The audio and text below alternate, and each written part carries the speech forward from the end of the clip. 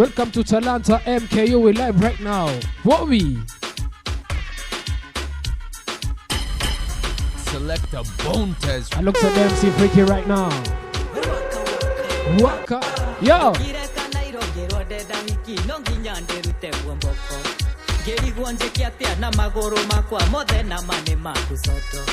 Geronja za kolo newe dance master yule wa madanza kudonjo.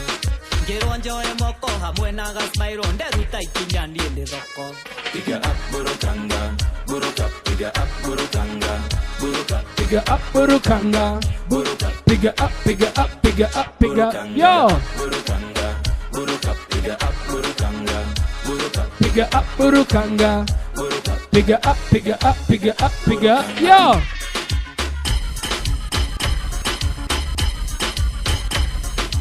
Select a bone test. Waka, yo.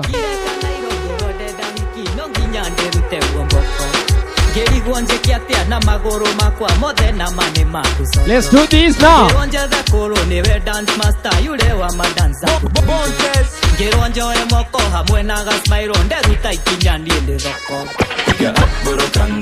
Buruka, piga up burukanga, buruka, piga up burukanga.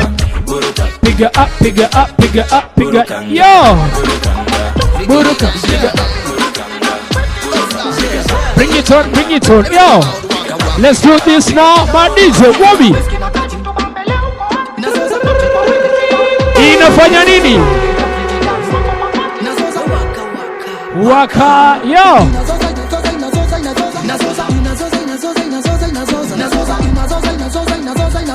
Yo, along the low.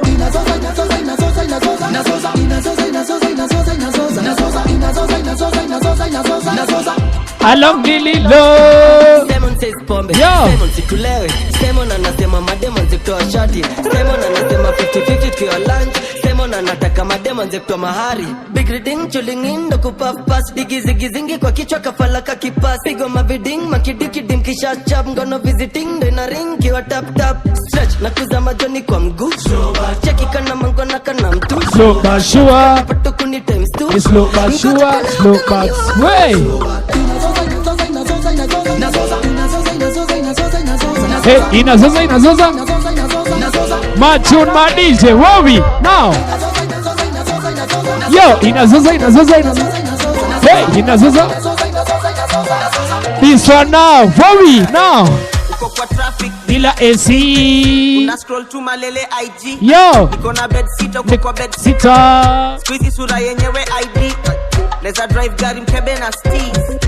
Meshi saidia njeve na tree. You know. Na mkanga sana jisikia. Na navatai kana jisikia. We. Mood certain. Hey. Mood certain. Mood. The one and only Nyashinsky. Time to kick pan. Now make sure na come fast. Good manners. Good heavens. I love for good readers. Na kugaranti utanimis. Yo. Mini minor but me sick again. Tapiga kofi lakini sika feina. You know. On top kama missionary baby. Unapenda jokes nikicheka dem yako na maybe. Topare. Wey, topare. Ine mabera, ine malera. Topare. Hey, topare. Bobby.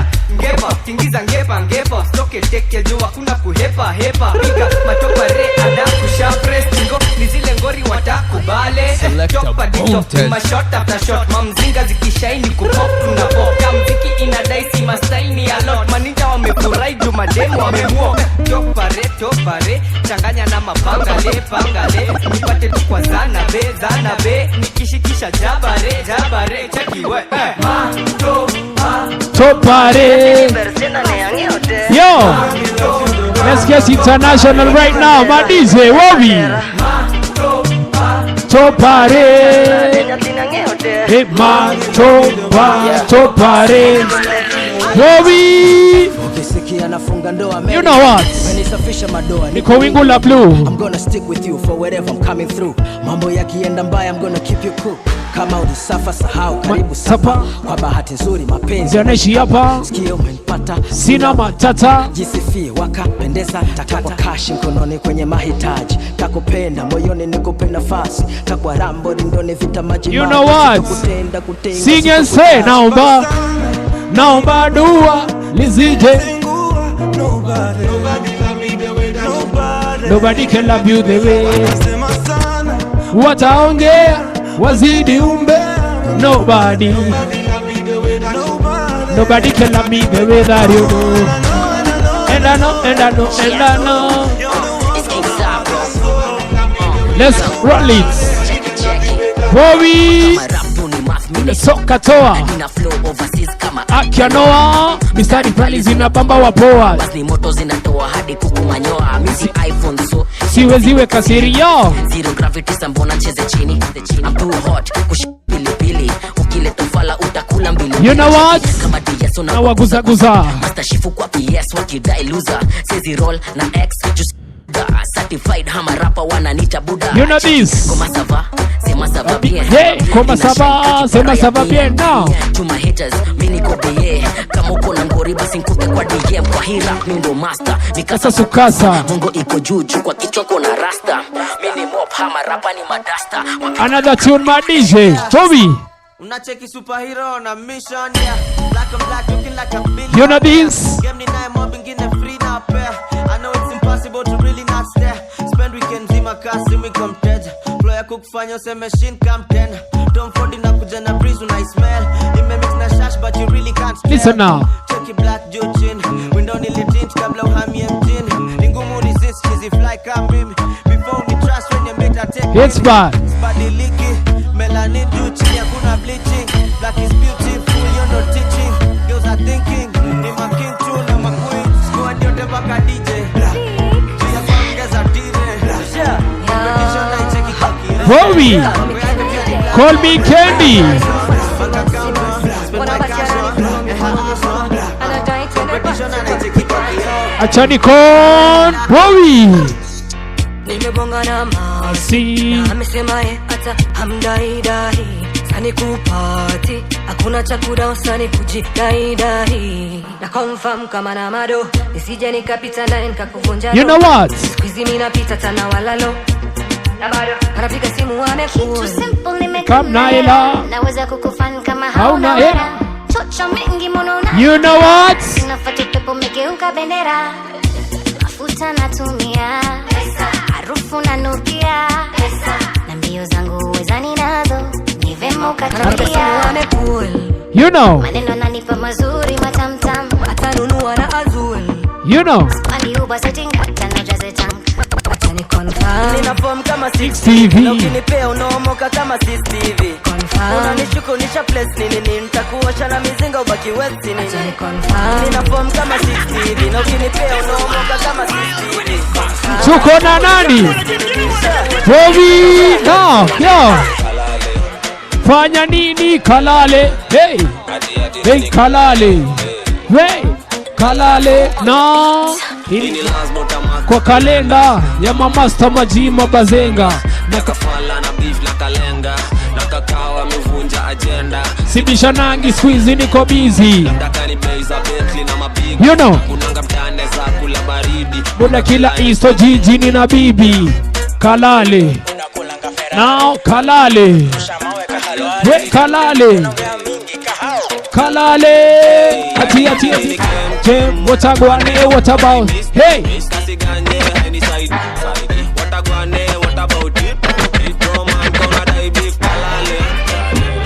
Hey, kalale. This one now. Bobby. Black chocolate ni fine melanin. Bana toka nikapate. Kana. Napenda kenye miwa napenda. Soka napenda toto chupa naga. No. Yo. Like a boss. Tenda wema pewa. Kwangu ni clean so buda fagia kwako. Nikuche ndogo jutakula kushodo. Sitake kuona na my dirty version. You know, nilijam nikasapo mali yako. Manzi yako na pango kwa tunapiga katrio sam tunakusenya. Kenya ni Mr. Last Guy manzi yako. What we do? Mtoto wa nyumbani, toto la om Kenya gao kanapenda ganji. Bad bitch quite party. Niko top kwenye flow joka na perform. We ka dance. Tick toka napenda kuzitoka. TikTok anakwanga TikToka, big pok anapenda stick proper. Ma DJ, Wowi, now. Big pok anapenda kuzitoka. TikTok anakwanga TikToka, big pok anapenda stick proper. Yo, twende tu. Twende. Press Cafe. Now. Wowi, Press Cafe. People like Amanda Wilson. You let this fire bomb. We might be from. You know. Hypocrite. First cafe banga. Press Cafe. Back in Kenya. Wowi. Call G. John. You know what? Piga lukukula wachabi. Yeah, wachabi. Piga lukukula wachabi. Wachabi. Piga lukukula wachabi. Wachabi. Piga lukukula wachabi. Wachabi. Piga lukukula mboto. Jampi na difuoto. Ni kama kuna joto. Vidole ni mangoto. Mangoto moto moto. Kwa mkono gani? Kwa mkono wa kushoto. Clacks pong clacks. Amigang fidi shine. Mabati kwa wingi sijaomba ni za mine. Lagunya. Delta makati ziko fine. Wowi, now. Piga lukukula wachabi. Wacha nisikie. Wachabi. Piga lukukula wachabi. Hey, wachabi. Piga lukukula wachabi. Bring it on Manchu right now. Wowi. Shere. Hey. Eko. Wapi hapo. Hapo. Hapo.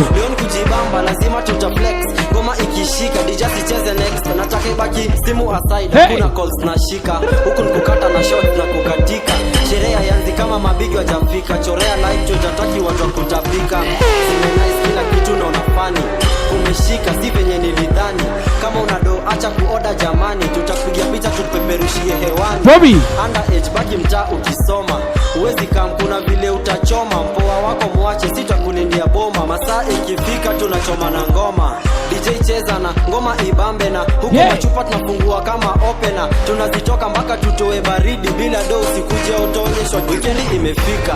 Moody Cossette. Mugi ya sherehe ndo watu nimetext. Leo kujibamba lazima tutaflex. Ngoma ikishika DJ sicheze next. Nataka ibaki hapo. Wapi hapo? Wapi? Wapi? Leo kujibamba lazima tutaflex. Ngoma ikishika DJ Wowi, now. Gaji dolari. Speed me up. Sura ni mbaya na mamanzi ware. Sindo tunawa. Hakuna Subaru na bado na wakulia. Amenilalia kifua mpoa na nitadia. Tunawakulia mna se tulia. Tunawakulia. Hey. Tunawakulia. Hakuna Subaru na bado na wakulia. Amenilalia kifua mpoa na nitadia. Bring it on yo. Bonona kana bona ukibanjuka tanzuka katika chezea tu vibe crazy dance ruka ruka nataka kona moves kidogo moves kidogo we moves kidogo moves kidogo bona ukibanjuka banjuka banjuka banjuka banjuka banjuka hey banjuka banjuka banjuka Wowi banjuka Modest DJ Wowi Select Boxes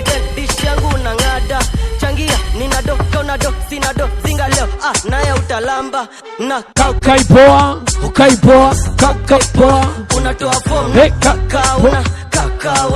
kakauna unakaa home hey ukaipoa kakaipoa unatoa form na kakauna unakaa home Tani hini delulu na kichwa mini kalulu na tupika makamulu kapike joska ama navuta zote nitisha mpaka rosta akin kuna kiu naja nitakamika lazima ni mkate nimitisha mpaka soda kamgoka namshika neklo ni madade keka let him cook now Wowi Ataka na gesa shanieka spell ndio sijui kuspell come again my queen it's not there nekilisha na replay Wowi it's not there ebu fanya your thing body machine na kamkalin clean na kakaipoa unatoa form hey kakauna unakaa home ukaipoa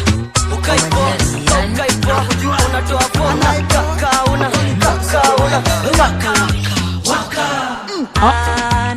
Hey, ananitaka, anasema kuna mwingine anaichapa.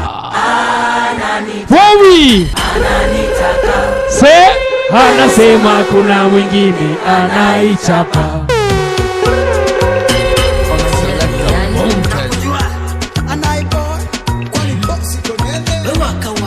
Waka ananitaka, anasema kuna mwingine anaichapa. Hey, ananitaka, anasema kuna mwingine anaichapa. Hey, sikiza story my G, tulipatana na huyo manzi IG ameni DM my G, anataka kuniona saizi. You know I buda why say lie, ati mlikutana naye online, unasema na kudai. You know this now? Kwangu jana all night. Au niamini cheki Insta, ndo huyo ametuma zake picha, hakuna kitu na kuficha, ona juzi hadi tukifuta shit. You know what? Hizi ni AI, hizi picha si umetoa online. We millennial la kudai, anapenda tu majenzi walai. You know what?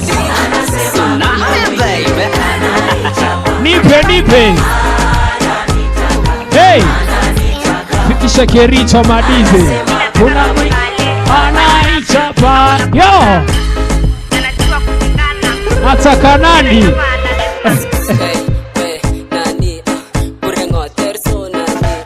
Bele kusalula kichana weja nuka. Wakela takusunta. Kole basi waite tenya, kole mutyo, yori woga, tinya swali, amita single, and I'm thinking maybe we can mingle. Inataka tu mukale. Mali safi, hakuna bota wetane. Najua kupigana. Wetane, tena shamba na lima. Hey, Nyatanitanga pipi. my miwa, my ani. Yo, Inataka tu mukale. Mali safi, hakuna bota. Banana, mi nayo basi tunabakana hapo nyuma na sidi kamina.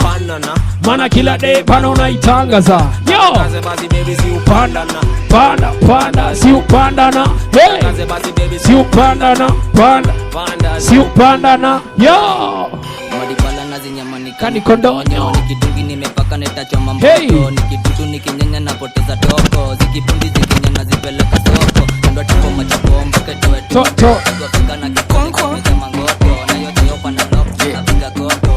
This one now, Bobby. Siski. You know what? Siski. Hey, Siski. Niliambiwa ni muache Siski. Nini? Kamote. Hey, kamote. Kamote. Painting ameniseti kamote. This one. He passed me a baka. He passed me a steamer bana. For real. Pekea. Worry. Nundana. Shika jaba pita besa kwa Supana. Kata mali piga chumsa kamtirina. Kijina ista dotisi na dabongana. Leo klabu kwa shika kwa waka. Na mademu wamebeba kiwa jaka. DJ cheza za dabonge na kapuka. Juma demu wana wine reggae dikiota. kuna manzi amevalia kigeto. Chiki vile anachezea kiboko. You know Kokos night chini ya meza na vituko. amechanganya tena ndo ndani ya dikiota. Toje ha dikiota. Yo nini Bobby. You know Toto kike na mibamba na niwe. Niko mavitu neza shukisha na we. Bobby. Kama ni sema You know what? Shani dane ni kame vol pumulu. DJ Bontes. Wewe. Hello. Kofiti. What's up, beautiful people? Welcome to Talanta MK. My beautiful name still remains Ayami. Na kama venye mnaona tunakaa vizuri na kuna kamgeni, kuna ka new face. Niwaambia guys, niliwaambia tunaenda international. Imagine we have brought you a guest host. Na msijifanye hamumjui. You know our podcast. Sindio? Ndo This hivyo. is one of our hosts from our podcast. Yeah. Na leo ametujoin kwa show. Woza. Tuonyeshe sini wanoma. We have amazing people as part of our crew. So guys, simji introduce basi. Welcome beautiful people, it is your guy Generally Official, and tonight maze, we are bringing it down man, we are bringing it down all the way. And maze tonight, make sure umefika pale, umesubscribe, umeshare, umecomment, umelike, alafu fanyaje, kapo usitoke mtu wangu. We are bringing you one of the best guest artists in the building, alafu tunawaletea acha tani siwacha pia, si ndio? Itakuwa mbaya. We kapo usitoke hapo. I go by the name Generally Official one time. Yo, my name is MC Freaky, of course. The Mark Mevin. Na ukiniona unajua si yuko peke yangu kama amazing selector DJ. Wanakuita nani? Selector Bontes. Ni mbaya. Nikisema ni mbaya unajua ni mbaya. So, tonight ndani ya Talanta MKU mambo inazidi kuchemka. Au sio? Kabisa. Kofiti? Ni mko poa? Tuko on maze. Nasikia energy iko sawa? Maze tumeanza juu. Hey. Tumeanza juu. Maze nimekuwa before tuingie stage. Hey. Maze ameniambia Bontes ameamua aje. Hey, ameanza juu man. Mpaka tunashangaa, Bontes umefikia wapi? Ama ni vile Valentine's huyo unajua inakaribia. Sasa hatuwezi jua. But they talk of Valentine's kidogo pale ningependa pia kuambia kakitu Pale unajua wasupo wanatarajia mambo. Ushajipanga ndugu yangu. Kwanza unajua kwanza before yet abonge. Unacheki kwanza amedunga red. So definitely before tuanze ako zile kwani tunaingia Valentine's nini? Alafu unajua boy child. Walisema by the Valentine's ifai kwa madem peke yao. Si girlfriends day. Si girlfriends day. So pia sisi maboy tuna feel kucelebratewa mazee. Ndio hivyo. So mazee acha tusiwachapie mengi. Acha ifike next month. Definitely. We got you guys. I'll see you. Ndio hivyo, lakini tukiendelea Yeta. Ushapata nyota? Zinaitwa nyota fund. Umepata? Zinapeanwa. Una mpango? Si na mnipange guys, mnipange. Kupange zio? Ndio hivyo. Tutampanga. Beautiful people. Yeah. Msiende anywhere. Like mnajua saizi tensions ziko huko juu kabisa. You know what is happening right now hapa ndani ya MKU? Elections zinabisha. Ziko around the corner. So today, juu ya the elections, we have a very important guest kwa the interview segment. Mnajua ni nani? We have the Deputy Dean of Students in the building today. So ensure you don't go anywhere. Catch us live on these conversations. Mtuambie what you would want to know from her in regards to the elections. Now how ready the school is for the elections that are forthcoming. Sawa sawa? So guys, do not go anywhere. We are going on a very short commercial break. Alafu nirudi na Madam Dean. And remember, of course, it's Talanta MKU. Usiondoke pale. Subscribe, like, share, and comment. My DJ, take a dance, sasa. Hey, nipe dance, twende. Ukona kwela fine, ukona piga fine, kila kitu yako msopa fine. Acha two step kwa land mine. So shake that thing, wind that thing. Shake that tea, nipe. Zungusha kwenda. Baby girl, attention. Baby girl, Bobby, stand malo. Girl, check kidogo girl. Now, you know what?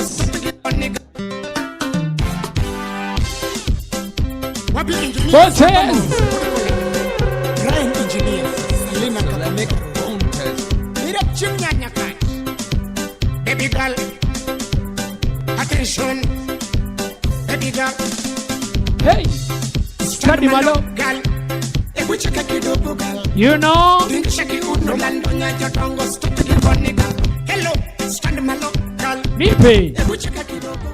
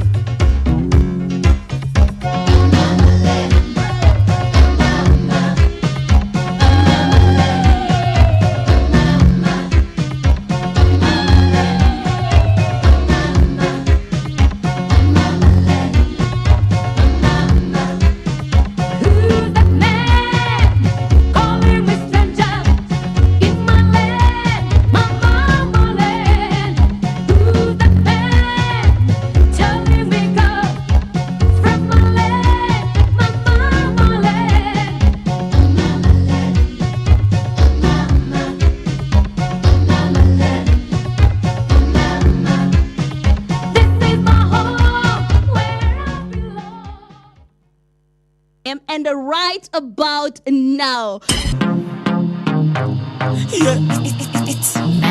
Kama unisho tu ya Yesu, basi kudawacha story. Kama unisho tu ya kudawacha story. Kama unisho tu ya blessing, basi kudawacha story. Kama unisho tu ya kudawacha story, kudawacha story,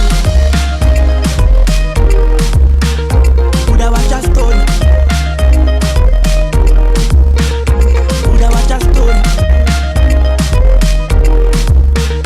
kudawacha story. Hakuna time ya longo longo longo, yeah. Mamchezo ka longo longo longo, yeah. Kabla kufungua mdomo domo domo, yeah. Tubonge safisi udongo dongo dongo, yeah. Kila kitu tuna sesese, tusibongeza wa sesese. Tuachane na mapepepe, labda kusifu na kupepepe. Let's talk peace, let's talk love, things that matter. Let's talk God, let's talk blessings. Wacha God, let's kama unisho tu ya Yesu, basi kudawacha story. Kama unisho tu ya kudawacha story. Kama unisho tu ya blessing, basi kudawacha story. Kama unisho tu ya kudawacha story, kudawacha story. Good evening once again, ladies and gentlemen. Welcome back to Talanta MKU. Welcome back to Talanta MKU, beautiful people. I hope you are having an amazing time right here with us. So guys, like I had told you, the elections are just around the corner. So we need to have these conversations, get to know how prepared the school is for the elections, and any question related to the elections, you are free to ask in our comment section. Like I had told you, today we are joined by a very special guest. Our mom, Madam Dean, is here in the building. Welcome, Madam Dean. Thank you so much. So, yeah, your mic is okay. So, for those who probably are seeing you for the first time, or like for the new students, I think it would be prudent for you to introduce yourself. Okay. Yeah, I think that's your camera. All right. Yeah. Yeah, so my name is Purity Duo, and I am the Deputy Dean of Students, Mount Kenya University. And as you've called me, I'm a mother to so many of you. Yeah, not just because of the age, but also because I embrace all. Thank you. Yeah. Amazing, amazing, amazing. So like I said, today we are having conversations centered around the MKUSA elections. So again, for the sake of the new students who probably don't even know what MKUSA is, kindly take us through what MKUSA is and what their role is in the institution. Okay, MKUSA is an acronym actually, and it stands for Mount Kenya University Student Association. And for you to belong or to be a member of Mount Kenya University Student Association, the only thing you need to do is to register as a student. Okay. The minute you join the Mount Kenya University family and you become a student undertaking any program, you automatically become a member of the Mount Kenya University Student Association. Okay. Yes. And you've also asked about the role that is played by the MKUSA. Yes. MKUSA now that the association requires representatives. And this becomes now the representatives of the students. And one thing I could say is that the council member or the MKUSA council member is entrenched not just in the MKUSA constitution, but also in the laws of the land under what we call the University Act. It is what guides how the elections are supposed to be held and who is supposed to hold the positions by virtue of the titles. And that is why you will find that when you, from any institution of higher learning, especially at the university level, we have those positions. So there are normally 7 positions, and the 4 positions, number 1, 2, and 3, and 4, that is the chair of the commission, or the association, sorry, the vice chair, the Gen, that is Secretary General, and also the finance, those ones are stipulated by the law. They're supposed to be that way. But then the law also gives a provision for 3 special seats. And every institution decides what they call special. And by special, we are talking about seats that represent the interest, special interest of the students. And in Mount Kenya University, the special seats that we have, one is entertainment and social welfare and sports. And then you also have the academics, given that we are an academic institution. And maybe also to mention, because I know the people who will be listening to us are not only in Thika campus. Thika campus hold the executive seats, the 7, because you also become the governing council executive. By governing council, I'm saying that every campus has a member who represents the interests of the campus at the governing council, which we hold at least once or twice a year, and therefore the chair of every campus and the Gen in every campus, they form the governing council. So I talked about the 7 positions that are under the main campus. In campuses, given the numbers that we have some campuses that we give 5 positions, and others that we give 3. And maybe I could also mention that Mount Kenya University also has what's called a TVET wing. And that is Equip Africa. Equip Africa is also represented in one way or the other. They also have their own representatives. But for now, under the current, the way the elections have been organized, they will also have delegates who also are supposed to elect the leaders like the rest of the students. I hope I've answered your question as you wanted me to do. Yes, you have. Thank you. Now, you have mentioned that the only, what qualifies someone to actually be a member of the MKUSA is being a student, a registered student of Mount Kenya University. That is the Mount Kenya University Student Association. But not the positions of leadership. I'm talking about the Mount Kenya University Student Association. The council members come to represent the entire body of the students. Yes. So now, which criteria do you use to scrutinize the students when they vie for these positions, being part of the council members? Okay, the number one, I will say that what guides the selection criteria is not an individual. I don't wake up one morning and say this is what you're going to look at. We have the MKUSA constitution, which was actually written by student leaders themselves. And that is what we normally use. And what it does, the requirements look at the interests of the students. Because you want somebody who will serve the student with integrity, and also who will be there for the students up to the next election. So basically, what you look for, the criteria we use is what is enshrined in the MKUSA constitution. But unfortunately, most students have not read it. They need to read. It is there. It is in the portal. Not the portal, but the website. It's downloadable, and it is necessary to read, and you'll be able to understand what actually it takes. Although also the system has a way of also sieving out some of the students who do not qualify. Yeah. So I'm very sure that during times like this, when elections are forthcoming, so many students come forward in a bid to actually wish to take upon this, the positions that are available in the council. Do we have like a vetting process whereby we now sieve those who will be in the ballot? Again, in the constitution, it is still enshrined that there shall be a vetting committee which will be appointed by the CRO.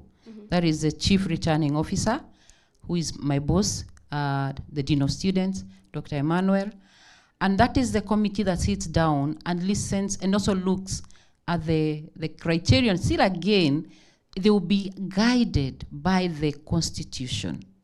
Like for example, when it comes to the grade, because again, we want bona fide students who are serious students. Yeah. What are we looking at?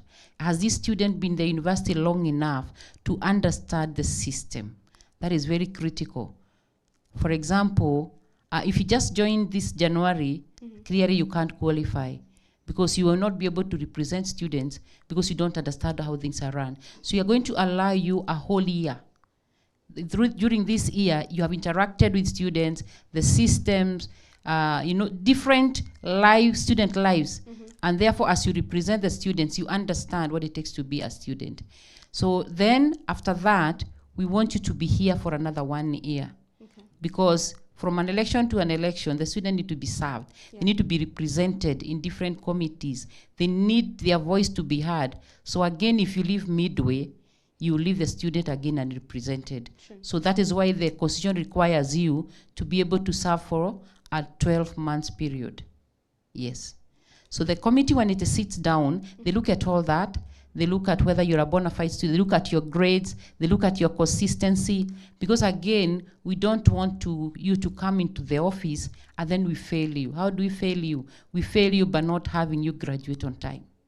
So you also we always remind our student leaders that you are a student first, then leadership follows. So we encourage you not to break, but to continually take your classes and do good. By that I mean you pass in your exams. Also to be a good example. True. Yes. There are voters in this process. Okay, there are voters. Who are the voters and what is the voting registration process? The voters are the members of Mount Kenya University Student Association. And let me just say, okay, not all members of who have registered as students are able to vote. Why do I say so? The student leaders who are on regular mode are able to represent the students who are on regular mode. We also have students who come here during the holidays, as you're aware. Yes. The BEL students. The constitution also takes care of them. They have representatives who they call the session reps. So they have their own form of election. So for them, then they are not involved in this particular election. So the system has a way of not allowing every student to vote in this particular election so that they are also allowed to vote for their own election. So for this particular election, those who qualify to vote are those who are regular students. And then apart from that, it is not automatic for you to vote just because you registered. You must again register as a voter. And unfortunately, as we talk right now before I came here, the voter registration is very poor. By a time like now last year, I had over 10,000 students who had registered as voters. And right now I have 1,000, I think, and something. So there's a lot to be done. And it is very simple to register as a voter. All you need to do is go to your portal and you will see below their choices, and one of the choices is elections. You just go there and register as a voter for the delegates, because that is a critical one where every student participates in their department. The other thing is that there's also another criterion we selected today. It is called voting for commissioners. That's a dummy vote. A dummy election. By a dummy election, already you have selected the commissioners.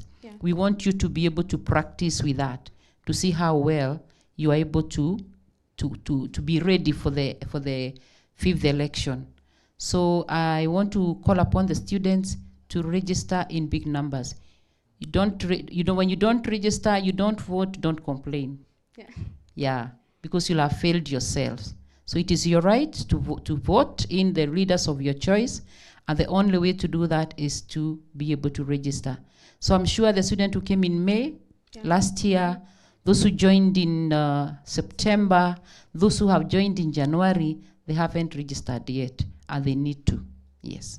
Permit me to ask, Madam Dean, could it be that the problem is sensitization? They've not been made aware that they're supposed to vote. That is why the voter registration is so low, or what could be the problem? Precisely. Precisely. And I think this platform will really help, because some of them are hearing for the first time. that there's an election. But there's also something interesting that normally happens. The delegates, as they look for votes, they also help very many of the student register. But I think we want this to be voluntary. Just go to your portal and do the needful. It takes less than a minute to do it, and it's at the palm of your hand to be able to do that. So yes, sensitization need to go on. We have time between now in the next few days, and we hope and we pray that by the time of the date, the morning of 5th, we'll have as many students register as possible to be able to exercise their democratic right. Yeah. You have talked about delegates. I'm pretty sure there are some people who do not know who these delegates are. Can you take us through who the delegates are and what is their role in the election process? Okay. So normally, especially as a country, we are used to the election whereby you talk about the universal suffrage. By universal suffrage, it is one man, one vote. Yeah. And that is what you used to have. The Mlolongo system, whereby you rather behind one person. Okay, it may not be physical, but because you are voting one person, it means that you all as a big group. But now under the University Act, because of the many things that used to happen, the universities look like they were just political grounds every other time. The parliament, in its own wisdom, decided that what we should have is what you call the delegate system or the collegiate system. In this regard, you vote for a delegate. So you are representative. Yeah. So like, for example, in Mount Kenya University, I know other institutions don't do it the way you do ours. We have different departments which have different numbers. For example, let me just talk about the School of Education. The School of Education has like 4 or so departments. So, and they have numbers.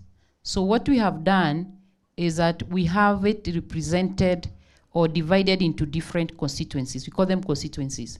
Like we have the School of the Special Needs Department, we have early childhood, and then we have curriculum development. Curriculum development carries beds and bedder. So normally that is what happens. Because of the way registration is done, that is back end, we couldn't be able to separate that. So as a result, you will find that during the election, because they are of the big numbers, we have given curriculum development 12 slots.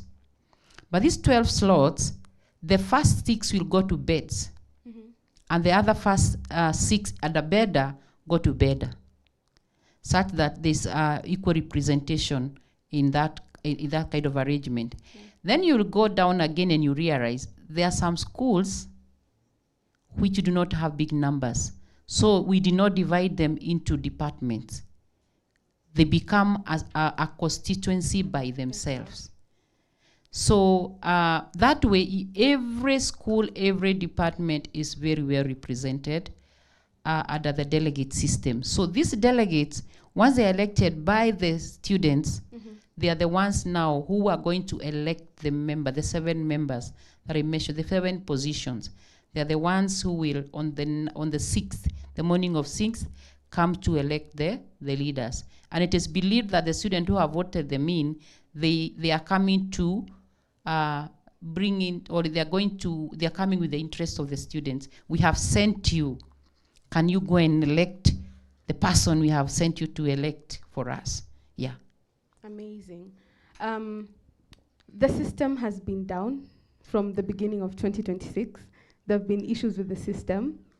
How prepared is the school for the elections in regards to the system?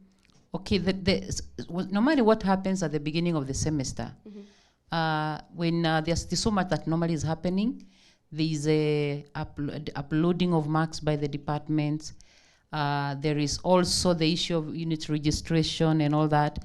So there's a lot of traffic. But by the time you're getting to elections, that is normally taken care of. We have had this is the 4th year, 2023, 2024, 25, and now 26. And we have been able to work around it.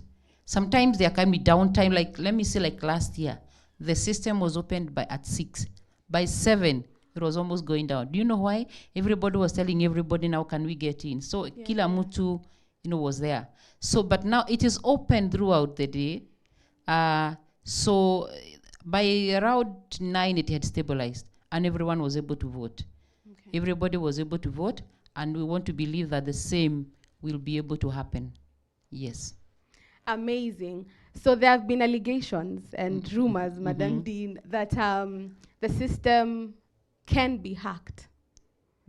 How possible is it for the system to be hacked? I mean, how secure is the system? Okay, I said this is the 4th time we are doing it. And the beautiful thing about the system of voting that we have, those students who have voted can actually say so.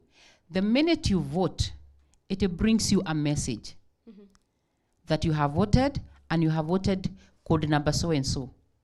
Because every candidate has a code. Yeah. And then it registers itself.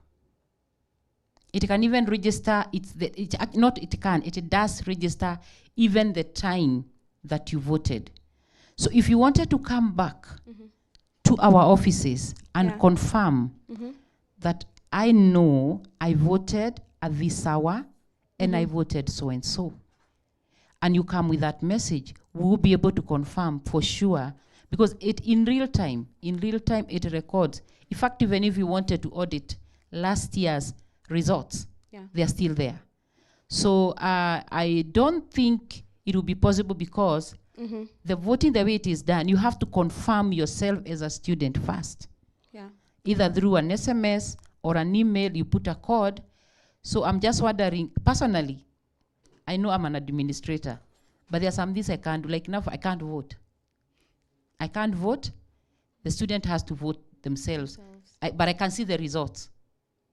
But I cannot be able to change anything in that regard. So when it comes to matters of hacking, those are allegations, as you say, but they're unfounded because we have never had anything like that. But something I will tell you about this, it is a political process. Yeah. And when it's a political process, you understand the dynamics of politics. And nobody loses. There are very few people who lose and they say, I lost fairly. Many times when a candidate will lose, they'll always try to put up a fight, and they look for most incredible, excuses. Yeah. So that is expected. But again, we are saying that the system is auditable. And then let me tell you also something. The university has a working system. And a working system means that any student who feels that it wasn't done right, they have a right to appeal immediately.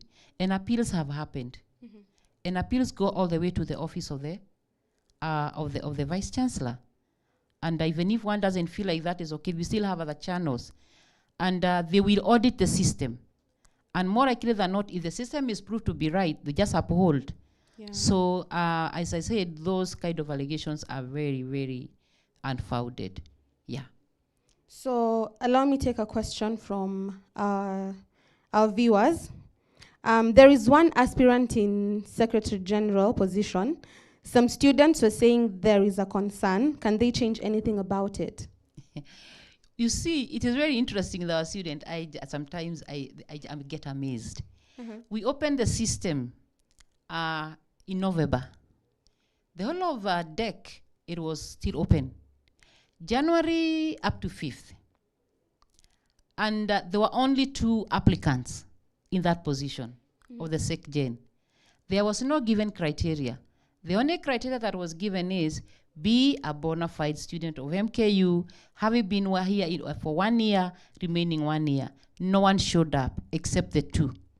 Yeah. Come the day of vetting, only 1 turns up. The other one say they are no longer interested. Oh, wow. So there was a contestant. So now what happens? What are we supposed to do? We gave the student an opportunity. They did not, and it was open, very much open, up to 5th of January. Actually, almost give people 2 months. But no, they did not register. They did not even come to tell us that I'm having a challenge in 1, 2, 3. So now when it happens that way, what do? We just do the need, he's just lucky. Yeah. He goes in and opposed. Yes. But as I said again, if the student body feel like they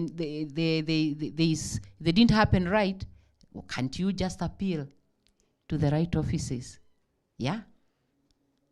But I'm wondering who that person is who did not show up in November, in December, and now they want to show up because they have seen like there's an opportunity when we have done the whole process. It will be unfair because it was open that long. Yes. So by virtue of being the only person contesting for that seat, is he already in office right now? He goes in unopposed unless he declines again. But still, we cannot say that you cannot call him SG because that will be declared when the elections are done. But as of now, he's a candidate, but going in unopposed. Yes. Okay, another question. Can they change the delegate system? Because I feel like it is so much tribal. Instead of focusing on aspirants' leadership goals and manifesto weight when it comes to choosing the leaders. If it could be better if the system is open for all the students to vote for the leaders individually. Okay, yeah, that is quite interesting. And I mentioned early in this program that this is what used to be. And it's not Mount Kenya University that changed it. It was changed by the parliament. I personally do not have a problem with the delegate system. Every institution chooses how they're going to do theirs. If the delegates, the way they are elected, they go the tribal way here, that's a choice that people have made. That is the way we would be doing it. But they can change the narrative. Yeah. It doesn't have to be that way. So maybe the people who started it that way. But you can, the student can say, no. This time around, we are not going to do it this way. Let the delegates be made to choose. Wacha tusikue na mugawanyiko. But because what happens out there, it has nothing to do with us from our end. It is the way the students organize themselves. Yeah. And as I said, it would be good that students sit and ask themselves, is this the way we want to have to continue going with our politics? That is a choice they can make. Yeah. They can change the narrative. Yeah. So, Madam Dean, let us shift gears a bit to the campaigns. What is the duration for the campaigns? Like, when do they start and when are they expected to end? Interesting. When they come to campaigns, the campaigns are normally organized by the commission. And the commission is in place, and they take office from 27th. And the minute they take office, they're supposed to come up with a program. And the chair of the commission is the one who is supposed to tell the candidates when they start the campaigns, when they stop. That is basically, because again, just from our end, we are only maybe the custodian of the system. But the entire election is supposed to be organized by the students who are the commission. And they're in office. And you will be hearing and seeing quite a bit of them because they are the ones who are going to even to drive the campaign for civic education so that we have more student voting. They are going to create the rules. How do they expect the candidates to behave? How do they expect them to put up their posters? The rules of engagement, basically, they are going to be able to give us as of from Tuesday. Yeah. So I don't have the program. If I had, or the calendar, if I had, I would have given you, but let us wait for Tuesday when they give us that. But they will be giving the program. Then again, let me just mention this. This is an academic institution. And being an academic institution, it is not in our business to put the university in a forever campaign mode. So we like it short and snappy, and then we go back to our business. And we have 2 weeks too. So they will tell us when. Again, our communists wanachoka. You cannot again put them in a whole month of just campaigns and Buzera and all that. They also need to study because thereafter cuts come. True. So as we said, we are also in the business of teaching and learning. Yes. You have mentioned rules and regulations that will be set by the commission. Yes. What happens if an aspirant fails to abide by the rules that have been set?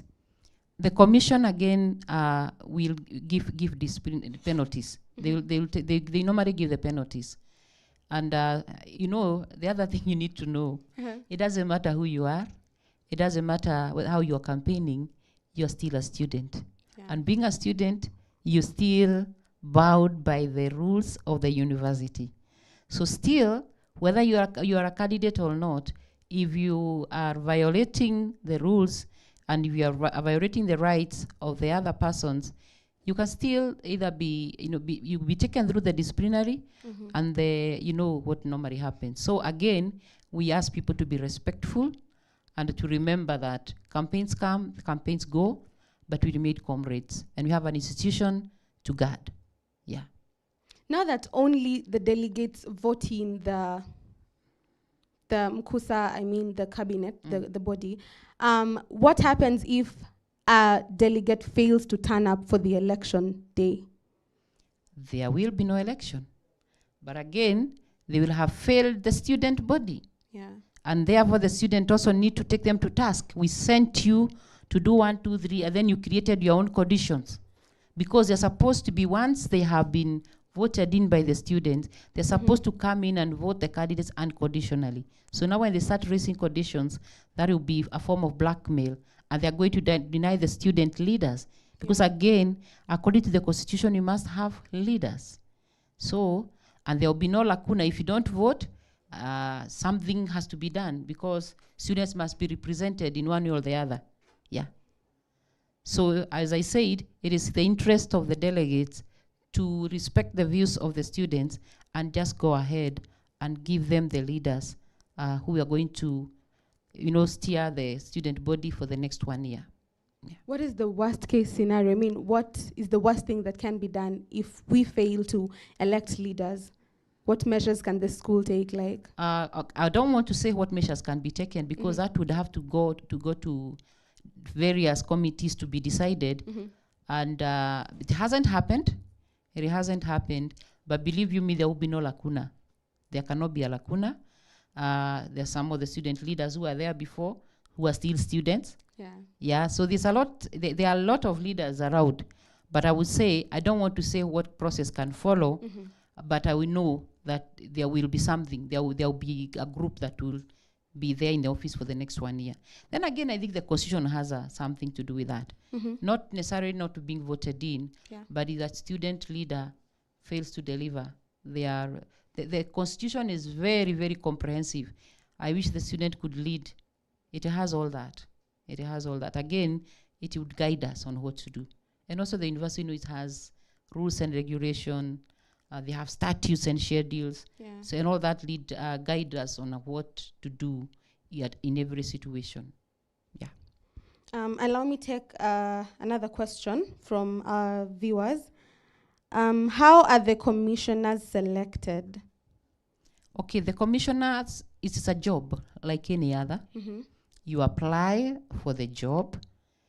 And once you apply for the job, number one, you must be a bona fide student of the university, that is of Mount Kenya University, and you must show leadership, and you must be able to, you must understand the process.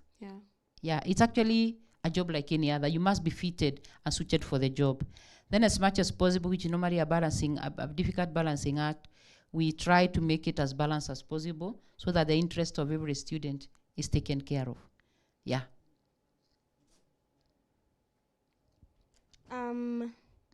There's an opinion here. I'd also like to get your view on the same. Class reps are our only approach to curbing tribal politics. All class reps need to take control, since they're the ones that experiment the challenges that students get. Talk of class attendance. Okay, class rep is another level of leadership.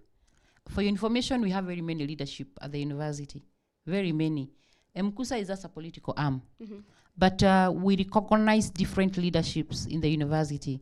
For example, we have leaders who are in religious groups. They're also very critical. We have clubs, they're very critical. We have class reps, who again at the class level, they are very important. Without them, the students and the lecturers, there will be a struggle, because they need to get a connecting factor. And also we have school reps. So let me get the question, what was it again? It wasn't really a question, it was an opinion. Yes. Actually we recognize that as a university, And every semester we normally have a meeting with them. We get to listen to their views. And once in a while, where possible, the university has a way of motivating them. So we recognize what the school reps and the class reps do for the university. They do a lot. And you all can bear me witness. Sometimes unasikia mtu akisema sijui class iko wapi, class rep atatutumia message. So it's like, yeah, they are very important. So we recognize that, and we know that without class reps, masomo itakuwa ngumu. Yeah. So now, in your capacity as the Deputy Dean of Students, kindly address all the aspirants and tell them, whatever you would want them to know from your office. Okay. From our office, we wish you well. Let the playground be fair. By fair means that let everybody else get a chance to look for this vote. And beyond the voting, beyond the election day, we still are comrades, and we still have an institution to guard. And MKU has a good name out there. We have a good name. We do our things, and you do them well. We are always ahead of everyone else. We try. I'm not saying we are so. We try. So, and we are the people that we are looking onto to continue guarding that name, giving us a good election, giving us, also campaigns are fun. Make them fun. We don't want fights, and it's not worth it. It's not worth a fight, really. It's not like a do or die. And comrades, give us the leaders who you'll be proud of for the next 1 year, who will represent you in different committees, different forums. We'll keep you busy in the rest of the year. But then they do a lot in making sure that the students are busy, bringing entertainments, connecting you to the what we call the world out there, the corporate and all that. So give us leaders. We are ready. The leaders you give us, by the way, the leaders we are given, as you just give us leaders, we will train them. And by the time they're done with the year, you will see the transformation that happens. That is our work. We transform just ordinaries into extraordinary. Yes. Amazing. So now, Madam Dean, an opinion also. What do you think about what Talanta MKU is doing, considering the fact that these are all students from the crew to everyone here? What do you think about that? Yeah, this is what MKU is all about, nurturing talents, in reality. It's not, this is not what I would call a game, it's reality. You're doing it. And I know that even by the time you get to go to the world of work, you'll be very seasoned. You'll be very seasoned because you have what it takes. So again, thank you so much, Talanta, MKU. And we call for more of this, and continue educating our students, continue exposing this to our students, and even more and more, even how you'd be able to bring the world, even to the screen for them, the better. So we are happy. We are happy as a division, and we are happy as an office. Yes, as an institution again, we are very happy, and we wish you all the best. Yes. Thank you very much, and thank you very much for taking your time to be here with us tonight. We do not take it for granted. I hope our viewers, you have been enlightened. I hope the questions you had in mind have been answered. And do not forget that next week, from Tuesday the 27th to Friday the 30th, we will be having our MKUSA debates right here. Get to know all your aspirants, their manifestos, get to have a first-hand interaction with them, ask them what you would wish to know, and we hope through this debate we will be able to help you know the leaders you would want to elect for the MKUSA positions. Ladies and gentlemen, it has been an amazing night. We have had very candid conversations, but time is not on our side. We have to say goodnight right now. But do not go anywhere, because Generali is coming back here for the entertainment segment. So do not go anywhere. I mean, we're still on, all right? Have a lovely night. My name is Ayeta Naomi Akinyi.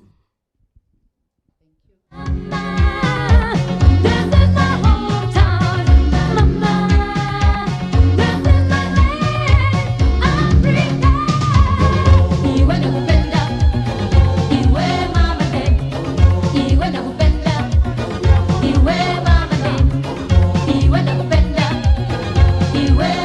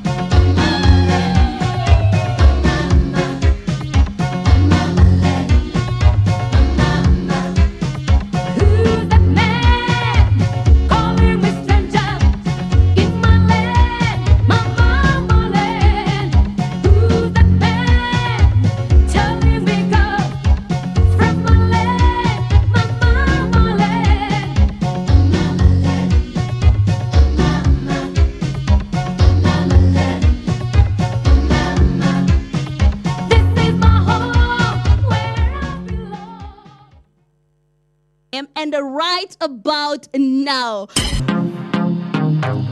Yeah.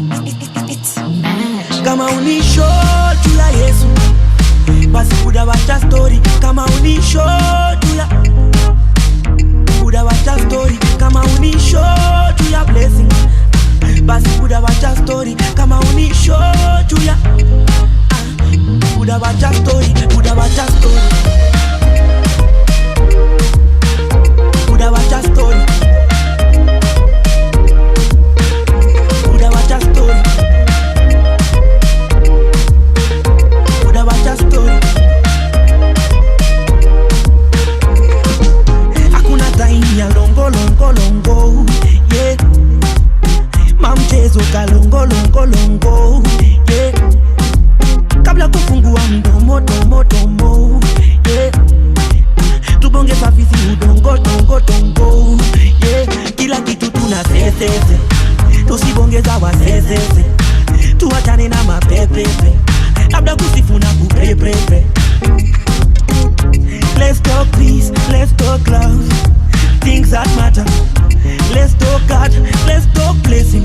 Wacha goodness. Kama unisho jula Yesu, basi kuda wacha story. Kama unisho jula, kuda wacha story. Kama unisho jula blessing, basi kuda wacha story. Kama unisho jula, kuda wacha story. Kuda wacha story.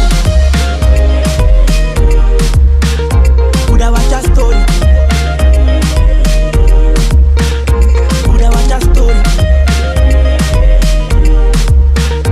Kuda wacha story. Maneno maneno yanajenga na kupomoa. Maneno maneno yanapoteza na kuokoa.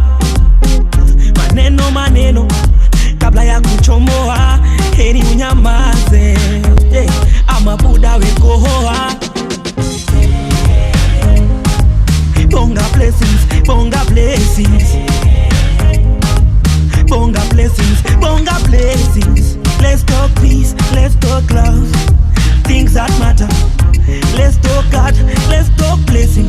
Wacha goodness. Kama unisho jula Yesu, basi kuda wacha story. Kama unisho jula, kuda wacha story. Kama unisho jula blessing, basi kuda wacha story. Kama unisho jula, kuda wacha story. Kuda wacha story. Kuda wacha story.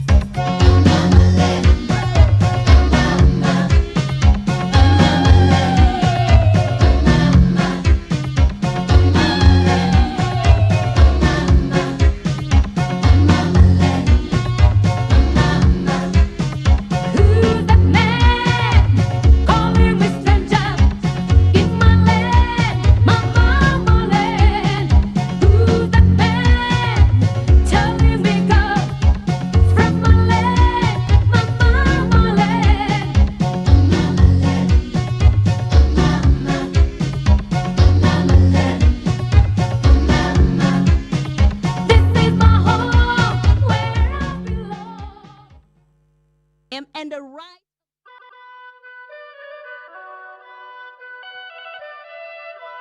Is in the building.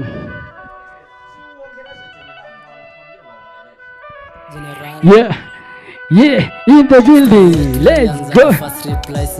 Ati nini?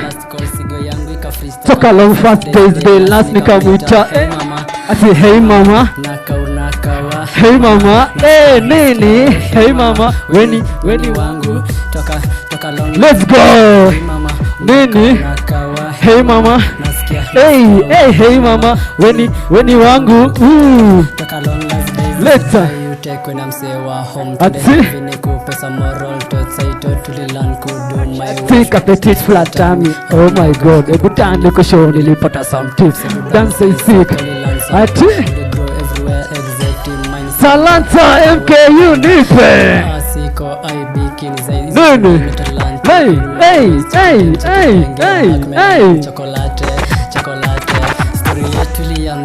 tini ikapasna iko yangu ikafristoka day last nikamwita hey mama ai hey mama ati hey mama weni hatukai sana Bontes leta beba nipe one time nipe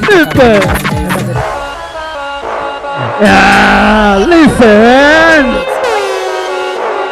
one time that's it ati nini leta ati yoni bamba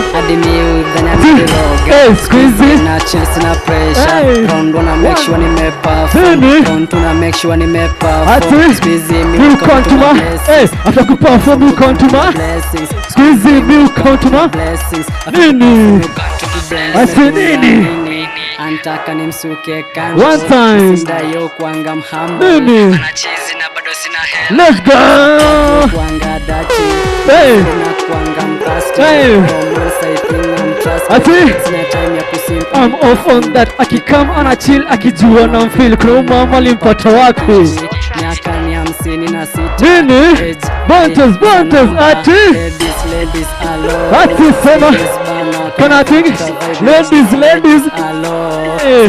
nini yuni bamba ati leta tena Bontes from the top yuni mbaya ilete tena we are in the building Talanta MKU let's go select a bone test. Hey, as you know, we are there in the building, man. The kwanza tu. Ati one time. Yoni bamba. Ati squeeze na chill. Ati piga FIFA. Hey. Nanikona ndevu. Nini? What about my money? Hey. Sina maringo. Hey. Nanikona hela. Ati hey. Nini ladies? Ati hey. Nimestruggle. Nampenda. Nampenda. Nani? Mama moja. Nini nani? Let's go, Yoni Bamba. Hadiri utenemeni. Hey. Ashi, round una make sure ni me. Squeeze you come to me. Bonte. Check.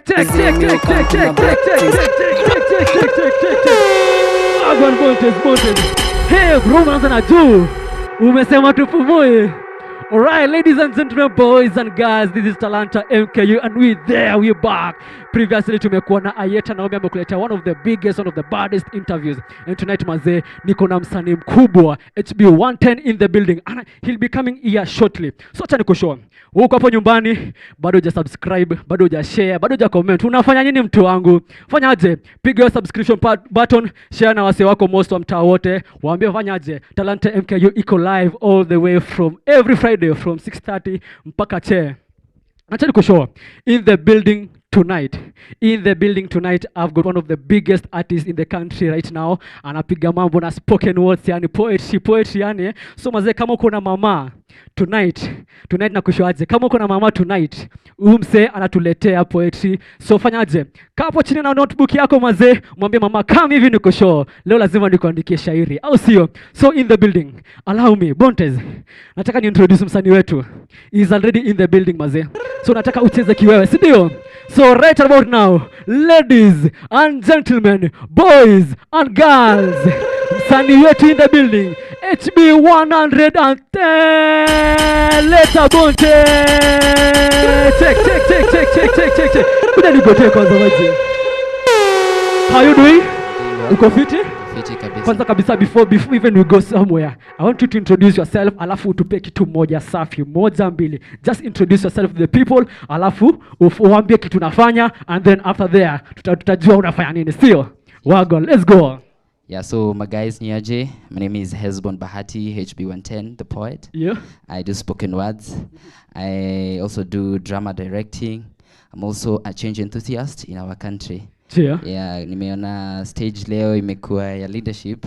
So we need to shape our leadership in all aspect, through spoken words, through talks, through exchange, and so many more. And nice to be here. Karibu sana. This is Talanta MKU. Tunakukaribisha. Una feel aje mtu wangu? I'm happy to be here. I'm delighted. I'm blessed and hoping to enjoy the show as you enjoy from where you are. So Maze, before even you go further, I want you just to give us something moja mbili. Just give us one of your peke yako, one of your spoken words for some few minutes, alafu we go on. Sindio? Sure. Stage ni yako. Kuja, simama tu hapa. Nataka tusimame hapa.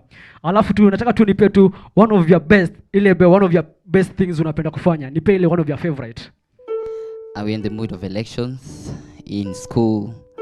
We are also heading to the campaign season in our country. So I believe he suits well. Let's go. Karibu Kenya, Republic of Shareholders and a company indeed. We are the Gen Zs and united to liberate our nations. Cause maparo walishindwa kufight, Gavai ilishindwa fulfill promises ili make. Story ilikuwa foreign trips every now and then. Borrowing ikawa intense na rate ya juu, na walitushow borrowing will be done away with juu. Tunadai ku save our beloved nation. Yeah, beloved indeed. Vijana wamekuwa kidnap. Gen Zs tumekuwa buried in our souls. Wakitushow the future lies in our hands, that we are the leaders of tomorrow, but indeed we are the leaders of today, but the opportunity is not there to fulfill our zeal.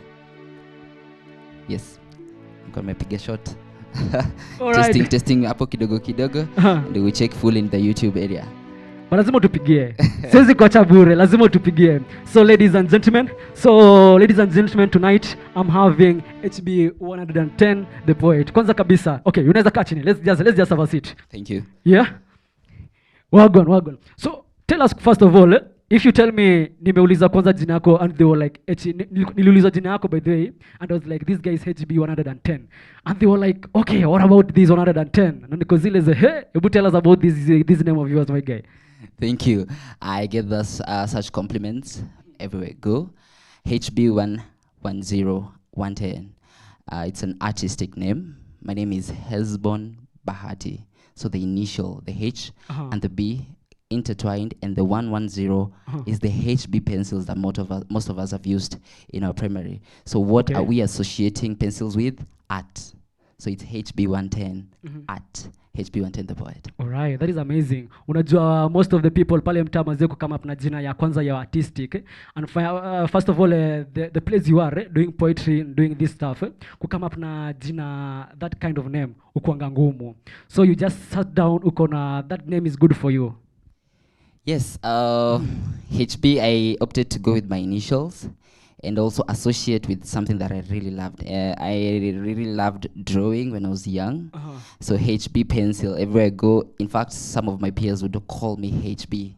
HB Niaje. So it's a name that was initiated long ago. Until now, I'm actualizing on it. Oh, that is amazing. That is amazing. So about this, what inspired you first of all?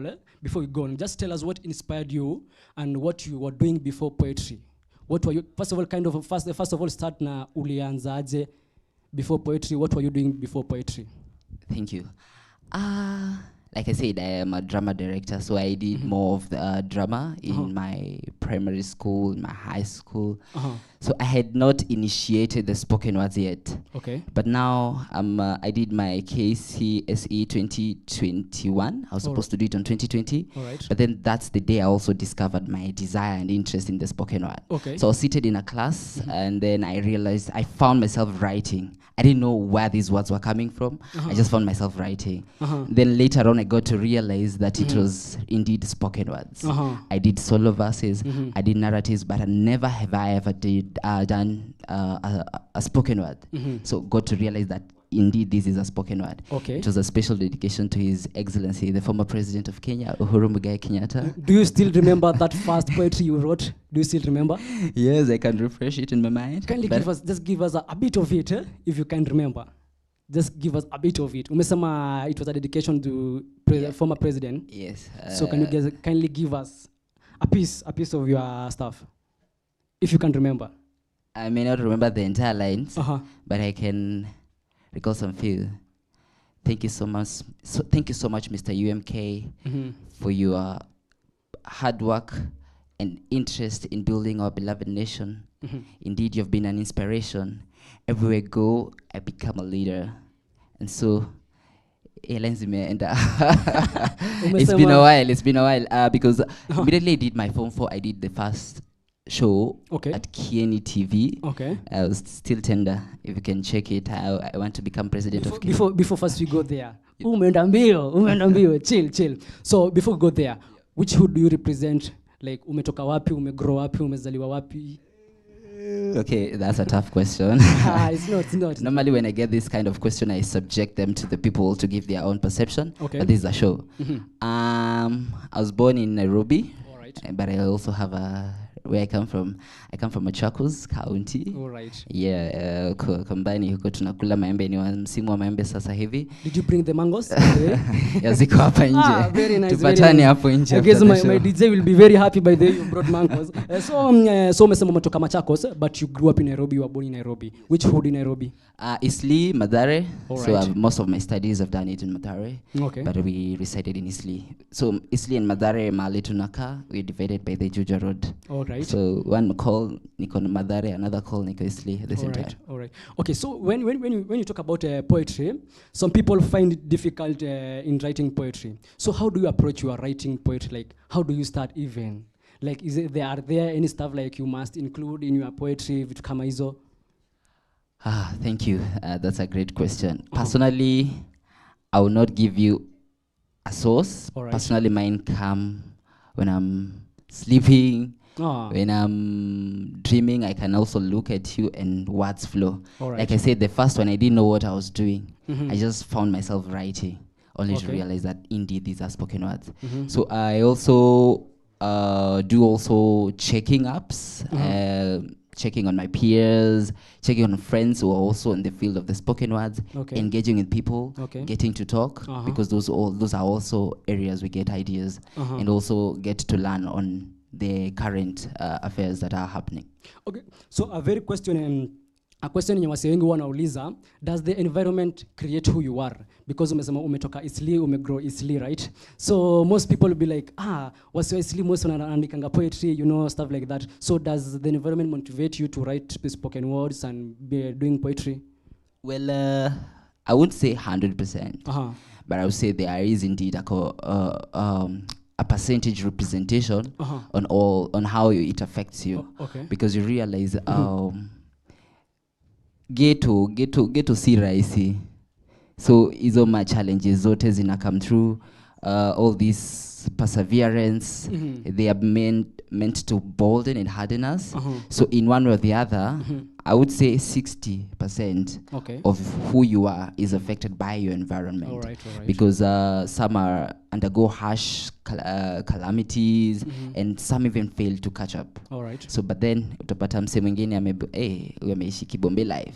So vitu ziko soft. So those people are two different people. But then some people, at some point, you're going to match them the two, and then you realize huyu mwenye grow through harsh calamities, Alright. ends up prospering in life. Okay. It's just determination. All right. So most poetry huwa nikisikiza wanakuanga na ile criteria ya tuseme nikisema this mnamaliza na za this za, you know, those stuff. You come and get. So okay, have you ever written any kind of that stuff? Ama yako kwanga very different with that, or is there any difference? For, stuff. For me, I'll call that rap. Yes, because there must be a response that you get from the audience. Okay. So most probably I associate it with raps, but then spoken word is not limited. You can think. It's all about creativity. Okay. Just need to cast your nets wide, be unique. Yeah, if that suits you, well and good. But for me, I focus on the heart. All right. I want to reach the heart. I will make them slow, or make them you feel it. That way I'll be able to get what I want through that text. All right, so you have got one of these piece of yours, if you meandika. What can your favorite one? You have your favorite piece, yeah?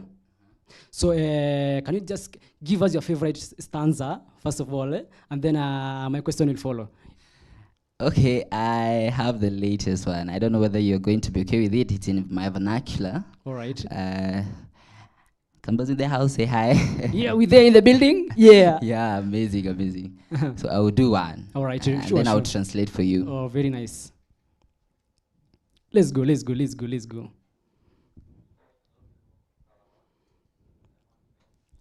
You want some beats? Yep. All right, my DJ. Give me something.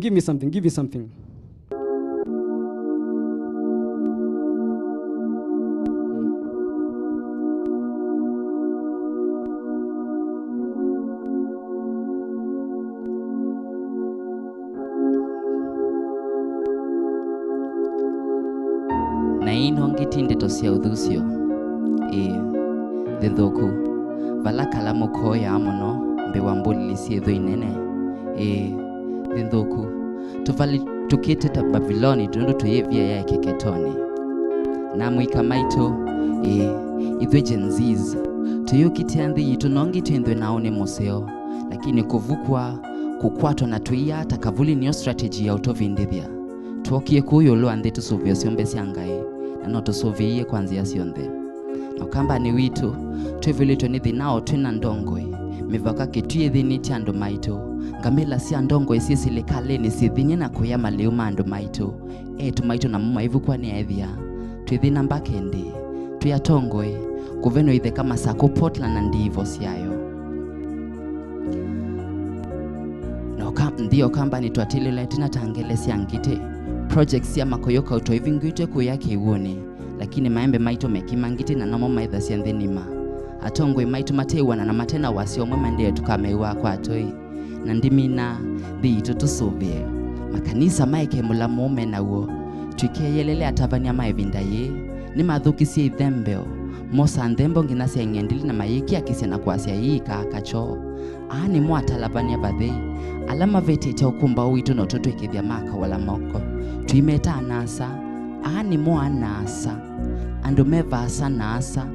Meki ya kanzu ndasa na mayolo na mekuasa. HB 110, the poet. Yay! That is amazing one, by the way. Umesema from Kamba. Kindly, for the sake of my humble self and 99 others, can you guys tell us what it talks about? Thank you. It's more of a call for the leaders in the Kamba area, so that we can come up and fight for our land. Right. We are having so many projects that have been launched from far, but then our mangoes are being thrown at dogs back at the home.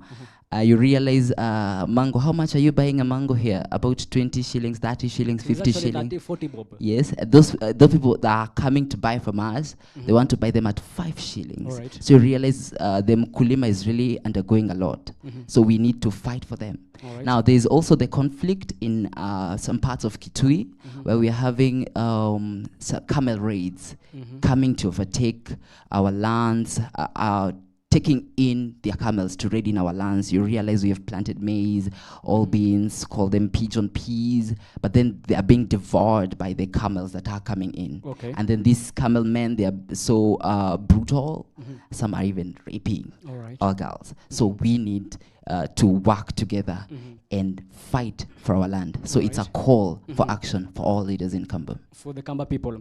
So actually, I want to give an assignment. Can you write for every, let's start with the Maasai, the Kalenjins, the Luos. Can you do that, yeah? Yes. Okay, so there's a piece you wrote, Wacha Itutoke. Yeah, you remember that clear? A piece you wrote. It is in your YouTube channel, actually. Wacha Itutoke. So actually, if you remember, you can just play for us that stuff. I don't know if my DJ, if you have it. Actually, that piece, I was listening to it, unakumbuka? Imekupea hit. There are several. I don't know how I'll be able to trace it. Just give us a random one. It's HB 110 again. Yeah. The poet. Yo, na madem leo nimekam na words, at least ni bonge ndio hii kitu itutoke. Jamaa anayekupenda will always think you're cheating on him. When he tells you not to entertain messages from other people, you better not do it. Sio kuwa immature, but rather you're giving him reasons not to trust you. You're only giving him a hard time, na sio kuwa dramatic, but boys get jealous easily.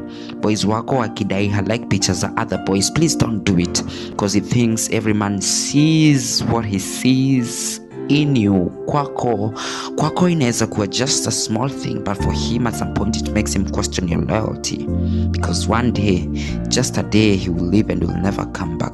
Silence is a man's loudest cry, and you can tell like really hurt when he starts ignoring you. So never hurt a man whose only intention ilikuwa kukuona happy, but it doesn't mean he stopped loving you. It means you really hurt his feelings. And once you lie to a man, you lose his trust. And when you disrespect a man, you lose his respect. And finally, you break his heart, hatawahi kukupenda same tena. It's HB 110, the poet. Nimefanya some time back. Na nikali, by the way, nikali. So what inspired you to write that thing? Ulipigwa heartbreak, or was it anywhere? Was there any girl behind this? Because najua kuna story behind this. Leo umeniamua kunianika. Wambie. Anasikiza, by the way. Your ex is listening, by the way. Oh my goodness. Actually, that's a topic I rarely talk about. Okay. But before then, I don't write from my own experience all the time. Okay. I also write from people's experience. So I'm a good listener. So this one, was it people's experience? Yes, this was a people's experience. But partially mine. Well, I'm sorry to say this. I don't know whether I should say this on camera, but I'm that kind of a person. If we are dating, if I'm interested in dating you, I'm focused on to you. All right. I mean, say loyalty nakupea 100%. Okay. Naona. But then, dust imejaa huku. Anyway, but that was not from my own experience. But one thing I also love urging us is, let us be loving, let us be caring for one another. Because one thing I know, a man will sacrifice his love, his family, his love, his comfort for the family. All right. But most ladies sacrifice their families for what they enjoy and for what they love. All right. Another question, How do you interact with your audience? How do you engage your audience? Is there msana ametokea mahali amesema bro mazeni unafanya kazi safi, nataka uniandikie something na kupea hii na hii na hii, or how do you always interact with them? Personally, I believe in mentoring. Most of the time I've done on stage presentations, high school mentorships, also on the online. So I have different approaches on how I interact with my audience. Some give comments, I respond. By the way, hakuna moja nimewacha kurespond. Daily I keep on checking on my updates, so coming in. And then I have also gotten some mentors, some mentees. These are junior students, both in high school, both in primary, in GSS, that are willing to grow. So you walk and guide them. Alright. Yeah, so tukipatana kwa street, usiogope, mimi ni msee niko open. And I believe in unity because babu mimi nikiinuka wewe umeinuka tunainuka wote pamoja. Alright. HB 110 maze, I'm getting a lot maze. You have got a lot of energy and maze umesema wewe ni mentor. Out there by the way there is the mental health awareness. Sijui kama umesikia about that, and by the way you should be one of the what do I call one of the people, yeah, ambassadors of that stuff. So you are good at that. So maze, have you ever performed any place like live performing? Sure. Thank you for that question. My first live performing now in the spoken words field was in Kieni TV. Immediately I did my Form 4. Yes. After Form 4? After Form 4. All right. So I met this lady. Yeah, she was the host. So tukaongea moja mbili tatu. Then I was called in, did my show. Actually, it was my first presentation. I also want to be president of Kenya. All So right. that's that spoken word featured on that. Okay. And I've also participated in my school, MKU, in the CU, in the clubs exhibition, in the events that have been organized in the schools. I've also participated in several other outdoor events, talk of competitions. We have the whole debate association competitions, hosting several universities, and also attending some of these events. And I've also been happy and excited to have participated and showed my prowess in in the spoken words. We've also engaged with there's a I speak. There's a spoken word that goes on in the Nairobi. How do you call it? Cinema. Nairobi Cinema. Yes, yeah, and I've been attending. All right. Though lately I've been caught up due to works, but then I'm open to all over. Okay. Yes. So umesema umeperform kwa Nairobi National Theatre. That is, National that Theatre, is. that is. Okay, so in this journey, definitely there is one that impactful feedback you've gotten, and kuna ile feedback uliwaipata kwa zile za bro, I'm resting man. I'm resting. I'm done. Nimeshamaliza hii stuff. So first of all, kindly start with the ile impactful feedback uliwaipata about doing poetry, and then now we can go to the ile kuweka chini kabisa. For the feedback is basically most of my friends encourage me.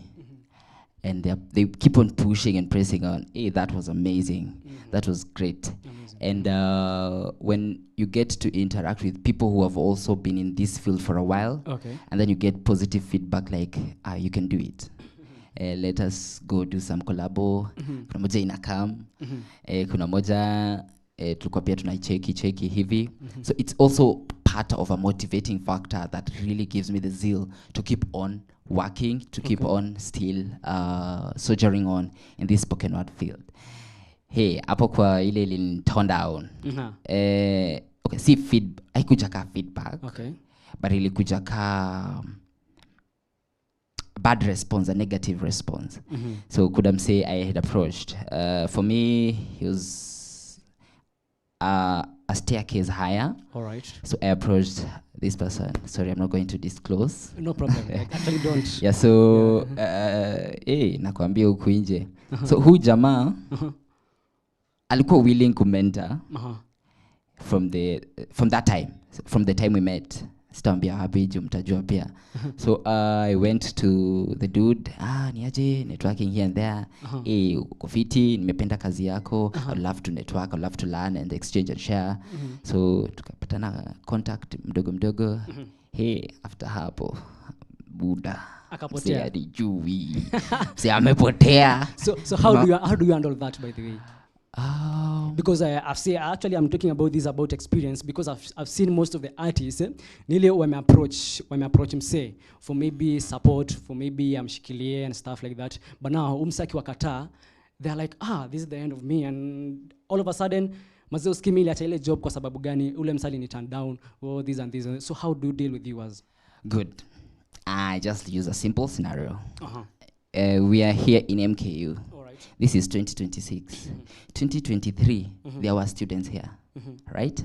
You were not here. We weren't here. So that means it's life. It's like a journey. So life also is the same. So anaweza kuwa ni artist mnoma sana, wewe ndio umetesa, but period yako haiko, you won't be there for the entire life. So you'll pave way. The best thing that I can do is not to give up. Let me learn from you, such that kesho kama Jonte akikuja kwangu mi nikiwa in this position, this is not what I'll do to them. In fact, nitawa give the platform and help them grow. So giving up, please, it's never an option. All right, so another question, how do you overcome your writer's block? Like what I mean is that kuna mahali unaandika mstari zako, then unafika point ukazileza it makes sense. Because it's actually, so what do you do? Do you change your environment? Do you take a break? Or what happens when umeandika? Because actually poetry, when you speak about poetry, kuna ile lazima ukwe na like something like criteria, you know, like unafuata this and this and this, and you're talking about specific topic. So umefika mahali uko zile za ideas zimepotea, and then uko zile za should I change the environment or should I take a break? What do you do? How do you deal with that? Thank you. That's an amazing question. So for me, I take 1 month and 1 week. Those are 5 weeks to develop one. That is from scripting to recording to editing, and then I publish. Okay. So yes, at times, actually most of the time, umeandika zizi unararua. Yeah, it's like uko na form hapo, umejaza form moja bado add up, unararua unatupa kwa bin ingine the same way. But then for that to happen, what I do is to cap that, I rest. Yeah, take a walk, a nature walk, go for hiking. I love music, so listen music. Talk to our friends. I also love talking to friends. And then by the time I'll be coming back, I'll have settled. Because most of the time, for me, inakuja due to pressure. I have to do this within this time, you know, and all the surroundings and the environment also contribute to that. Right. So, Mimi, na find what I love doing best to calm myself so that I can continue the job. So there is a piece of yours you wrote about Gen Zs. That was it last year? Yes. Last year during the demonstration and stuff. Yes. So actually, I want my director, if you can play for me that piece, and then we can go about there. Ruto must go has been on lips of many Kenyans. You call it Gen Z revolution. Indeed, we are the Gen Z and united to liberate our nations. Cause maparo walishindwa kufight. Gava ilishindwa kufulfill promises ili make. Story ilikuwa foreign trips every now and then. Borrowing ikawa intense na rate ya juu. Na walitushow borrowing will be done away with juu. Tunadai kubuild our beloved nation. Beloved indeed. Enyewe hawa viongozi hawajui what is love. Visit to the US that costs taxpayers. CAS positions created and hired mzigo kwetu payers. Millions requested ku renovate offices zao, wakati watoi pass za Kenya wanasomea chini ya miti. Women rep kazi yao gani, mbona tusi scrap off? Kenya tuko blessed na minerals, but the few wanakuwa beneficiaries. Suruali sisi tunabeba ufala. Bangladesh managed to fight. Nigeria wamejoin pia the fight, na sisi tutaendelea kufight. Our country ina die in the hands of wasiro wamepaka die na wenye binafsi more. Vijana tulijisacrifice. Our country sifanyiwe sacrifice. Juu tunauzwa kama rice, huku wanadai wako cool kama ice. Operation kuingia parliament ili to cost. Our beloved fellow Gen Z wali die, but relenting we shall not, cause tuko ready to die. Na ni heri on our feet tukidai kuliko suffering on our knees na mali yetu tukibid by. More souls zime lost. More Gen Z wamekuwa declared lost. Opposition kazi yao kweli wame lost. The call was eradicating the entire cabinet, but wamerudishwa most. Na opposition leaders wameingia gava like it's always been a norm. Na kwa hii struggle ya life tuko pamoja. Business people, customer watoke wea na vijana hatuna job.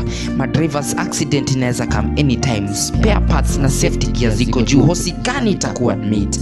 NHIF haisaidii ni scam. Doctors are on strike juu ya walipo na interns hakuna job. Nani ataku treat? Politicians wana try kuvuruga protests zetu. Nyewe Kenya tuko under capture. We shall accomplish the goal. Now it's rage and courage. Nane tunaanguka nayo. It's HB 110, the poet. Nane tunaanguka nayo. Yay, that was amazing, by the way. And about that piece, by the way, it has got a lot of messages. So until then, as the government, have you felt that like the government has changed in any way? Have you felt like your message iliwafikia or something of sort? I won't say 100% of it, but then there has been some slight improvement in the government, but then still, we are still where we are. Det sahi tumefikisha mbali sana. Yes. I was following up on another news. Kuna, is it 150 billion? Hatujui nani aliitisha hiyo loan, nani ame-authorize, you see. So these are some of the things that we really need to fight for. But gava inaweza kuwa imetufail, but pia sisi tumejifail in one or the other. All right. Yes. All right. Okay, so and since you started the poetry and stuff, have you felt like has it changed, your style, has it changed? Like unajua kitambo, definitely even for a musician, zile ngoma alikuwa anaandika kitambo, kuna venye alikuwa na feel akiimba sahi na feel ziko chini kidogo. So has your style evolved since you started? Good, yes. In so many diverse ways, and I'm grateful. It's all about growth. Growth lazima utoke one level to the other, upande. So it has been growth in, there have been growth in so many spheres, and I really appreciate because that's change. Yes. First nilianza pacing, instrumentals, diction pia, but then it's changing as you go on. You'll realize that in Enakam, tuko mwezi ya Valentine's, itakuwa different. I'm waiting for that, by the way. I'm waiting for that. And actually, you should write for me something. I've got some beautiful somebody out there. Oh my. Tuongea hiyo baadaye. Catered for. Right. So definitely. So before, if you compare poetry and music, you know, poetry ukuanga ngumu kidogo, yeah. So like in this country right now, do you feel like poetry is being imetupwa nje ama bado iko kwa ligi juu? Right now, if you compare poetry kidogo hatuwaoni sana. What is happening? Yeah, poetry imetupwa nje kiasi. You realize kuna words everywhere. Mesikia hii group ya wasi wa bongo, kuna ule mwenye favorite artist amekuja, talanta mtaani ime come through. Shows kadhaa pia zimekuwa za music mostly, but spoken word imekuwa imetupwa nje. But then for me, Missy call that like a challenge. I call it like a lesson that we need to learn. You see? So for me, I also love the spoken word because it is easy to communicate ideas than in music. In spoken word, you get to touch people's feelings. Music iko challenging kiasi, but then we still keep on trying, we still keep on pushing, and also advocating for also inclusion of the spoken words in so many fields across the genres. Does spoken word pay? Yes, I won't say it doesn't, but then you also need to work smart, get into the field, use all platforms, attend events, and also look for opportunities to grow. Because right now, I'll give you one. There's so much mentorship that is really wanting. Talk of mental health. Unfortunately, a student decided to jump from 9th floor in a building. So you realize there's a lot that needs to come through. But then if you get to hear people's experience through spoken word, you remember spoken word, these are words. This is not just music. And in most cases, the spoken words are meant, or rather based on people's feelings. So you realize you're not alone. Someone has gone through this, but he made it up. So I use it also as a way of reaching out to people who are in the verge of losing hope and strengthen them and show them there is light at the end of the tunnel. And but there is a piece of yours you've written about mental health. My director will be playing it in a few. So I want to about that. Was there anything? But first of all, before we let's just listen to it, and then we'll come up to there later. Yeah, all right. I walk through crowds like a ghost in flesh, alive but fading, heart heavy, soul stretched. I smile like I'm fine, but inside I scream. Is this real life or a silent dream? Lonely, unloved like I was, made to be background noise, echoes of you're too much, you're not enough, you're broken. I do right and still I'm hated. I love and still I'm betrayed. I breathe and still it aches. Who am I? Not the flawless mask, not the strong voice, but the cracked mirror that avoids its own eyes. I'm drawn to what I don't understand, feelings I never asked for, whispers that make me question my own hands. They say love is love, but I just want truth, even if it hurts, even if it heals, even if it changes everything I thought I knew. My mentor was just a shadow with a smile, used my fire to light their coal, took my trust and drank it like wine. Was it jealousy? Was it me? Am I the problem I keep praying to be fixed? God, where are you? I don't want a Sunday answer.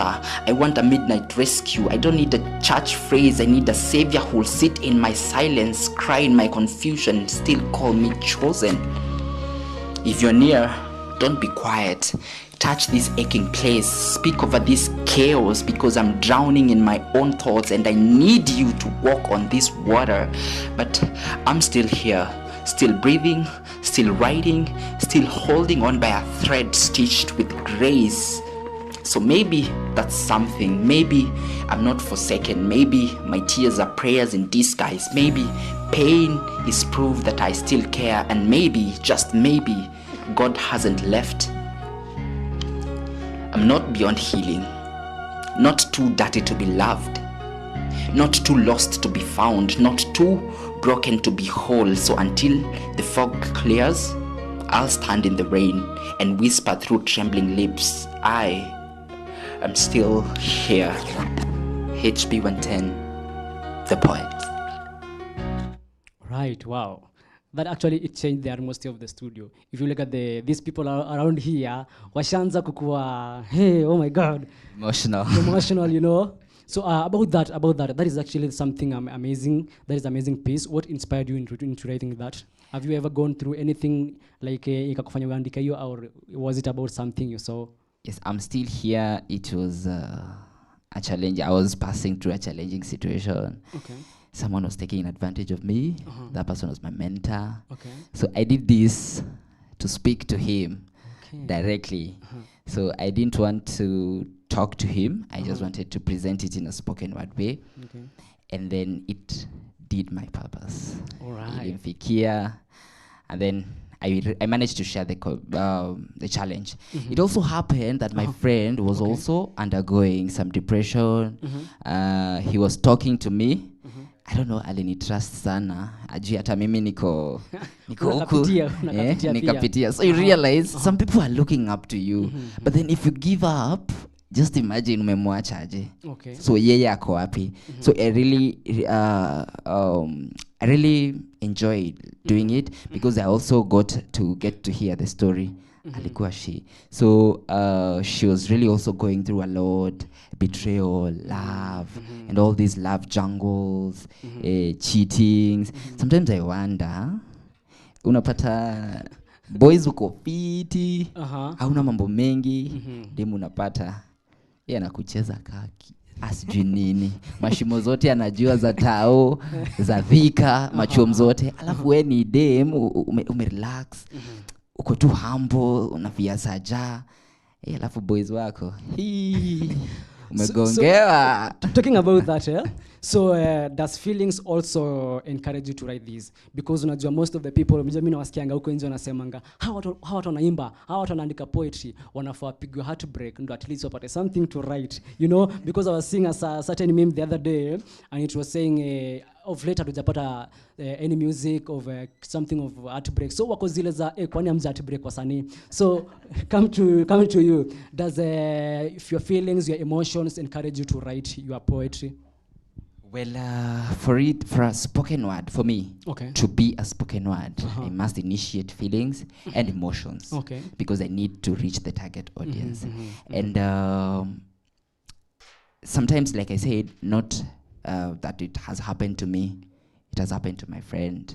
So I get to listen. I told you I listen a lot. So I get listening and then getting to know their feelings and then relaying the information. Okay. Acha niwape udako kidogo. Hii inakuja, si tunaingia Valentine's. So it will be vice versa of Valentine. Right. So it will be answering your question. Okay. And so the feelings and emotions. I should be waiting. Wait for one. Yeah. Very nice. So right now, what are you currently doing? Are you a student right now? Thank you. I'm a student and a teacher at the same time. Well, I actually, pursued. kindly tell us where you study and you say you are a teacher also. Yes, I'm studying here at MKU, Okay. Mount Kenya University. All right. Thika Main Campus. Very nice. Bachelor in Special Needs Education. I'm also a teacher, teaching at the Heron School, Juja.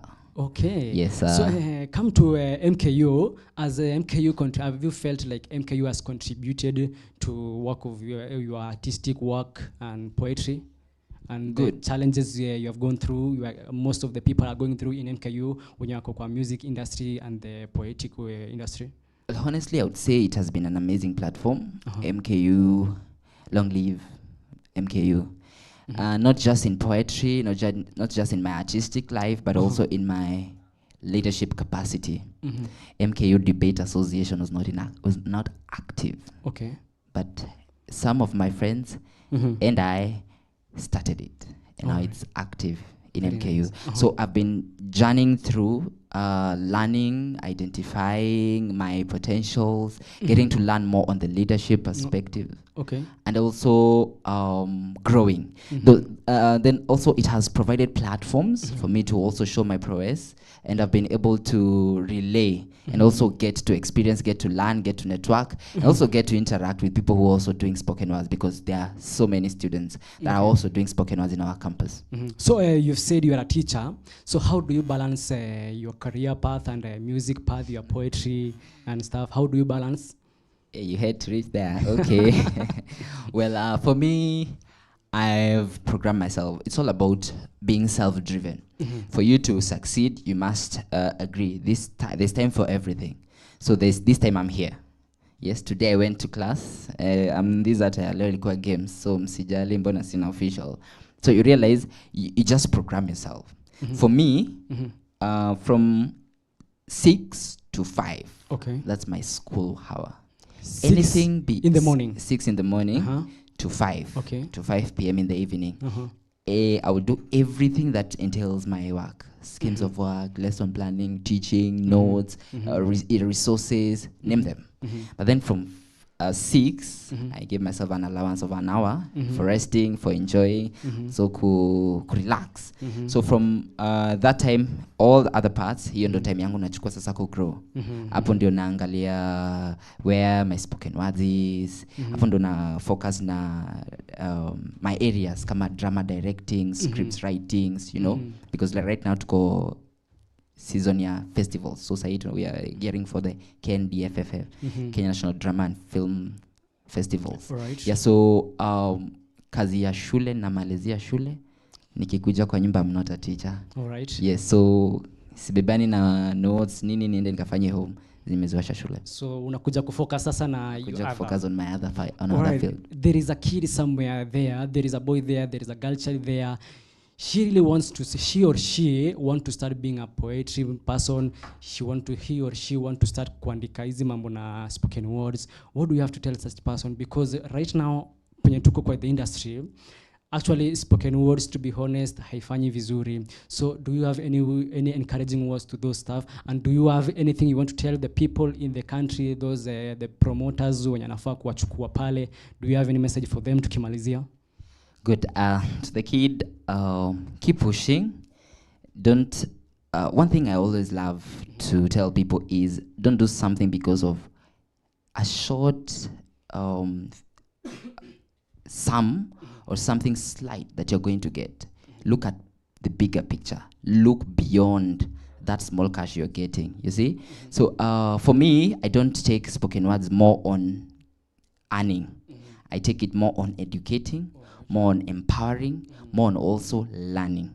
So through this spoken words, I get to reach to people. Like I told you, my friend was on the verge of committing suicide. Okay. So I managed to achieve my objective. So you realize that sometimes also you have a challenge with your parents.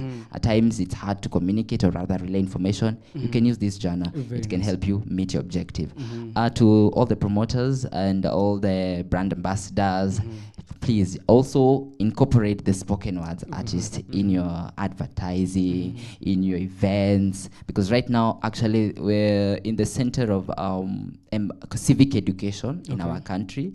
So spoken words can really go a long way, because this is words that are rhythmic, flowing, that they'll be able to reach out to the target audience, and people will be able to relate, because like I did Gen Z Revolution, also the love, I'm still here, challenges that I've been going through, these are things that people are going through. So given an opportunity, given a platform through this civic education that is organized or rather castigated by these promoters, then it's going to achieve two objectives. One, it's going to conduct marketing, and secondly, it's going to empower and educate these people on that content. Very nice. So my director akinitafutia one of your pieces inaitwa Unfinancial Kenya. So I want to give us your social media handles where they can find you, where I can personally find you. And umesema unajibu DMs by the way, ndio? Anajibu DMs by the way. Najibu zote. So tell us before we finalize with your piece, can you tell us where we can find you on social media? I'm on all social media platforms. Just HB110 _ the poet. Be TikTok, YouTube, IG, X, name them. Zote, Telegram, kila mahali, HB110. Usisahau hiyo ni pencil tu ile tulikuwa tunatumia. HB110. Then you're all good. Tunapata hapo. Any comments, feel free to share, feel free to be incorporated. You want to share your story that you wish someone talk about it, because you realize sometimes you need people to also talk about your story. Sometimes we are suffering from inside, but then when someone tells you the same story and how perhaps you can work it through, it becomes easy for you. So kama pia kuna story we need to show Pika, Apo inbox. All DMs are really responded by me personally, not anyone else. All right. So thank you so much. It has been amazing having you. And asante sana. I wish you all the best in your journey. And I guess I should look for you niandike one piece here. Yeah, I told you. You get it. Go for Valentine. Unataka surprise mapema. Kabisa. Vile inafaa. All right. Let's just listen to this piece. Tukimalizia. Let's go.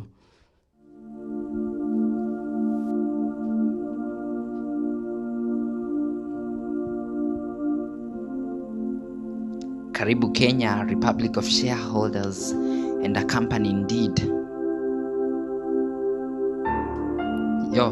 Ni Kenya hii where the rich are growing thicker and the poor well hawana hata kikombe ya kuomba maji. Umegeuza ndoto za vijana kuwa stories za giza. Wanadai wajibu ni wetu lakini pesa wamekula imeenda. Wana projects wanatuita generation na Gen Z lakini wapi? Vijana wanalia wakisema tunaona tu kwa papers. Sijui hustler fund, sijui big four, lakini kwa ground mambo ni different. Cement imekauka, hakuna msingi uliofanywa. Tunajenga taifa gani kama kuta ni za mawingu? Corruption na rushwa ndio headlines. Kila siku ni same old stories. Tumezoea kuona wakubwa wakinje mali yetu kwa glory, na sisi tuko kwa cute kingoja the next scandal. Nchi imekuwa kama mchezo wa chess. Pon sisi tunasukuma huku na kule, but bado hakuna mabadiliko. Nothing changes, only the faces.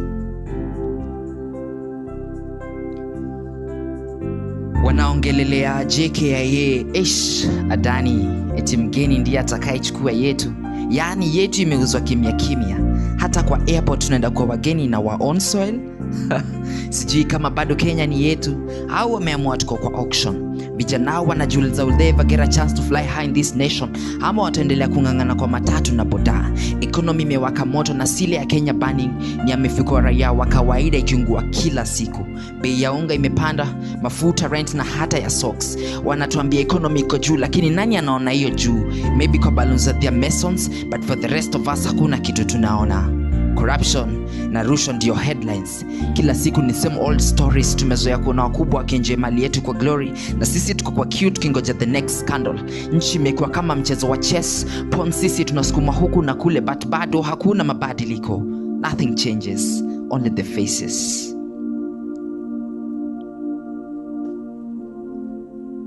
Wanasema vijana ni future, lakini future gani? Maisha ni kuroll dice every day. Ukipata kazi ulalosuku kijua kesho kuna kitu ya kumeza ni bahati. Vijana wanalia na ndoto zimekuwa ngumu kufikia. Tunajenga taifa la inshallah, tuombe tu. Wale wakubwa wako juu wakiona Gen Z kama content memes, sio wakiona mabega yetu kubeba taifa. Awaoni tunavyo hustle na vibes and vitisho vya kesho, na pia pressure kuchagua kati ya kulipa rent ama kula. Corruption na rushwa ndio headlines.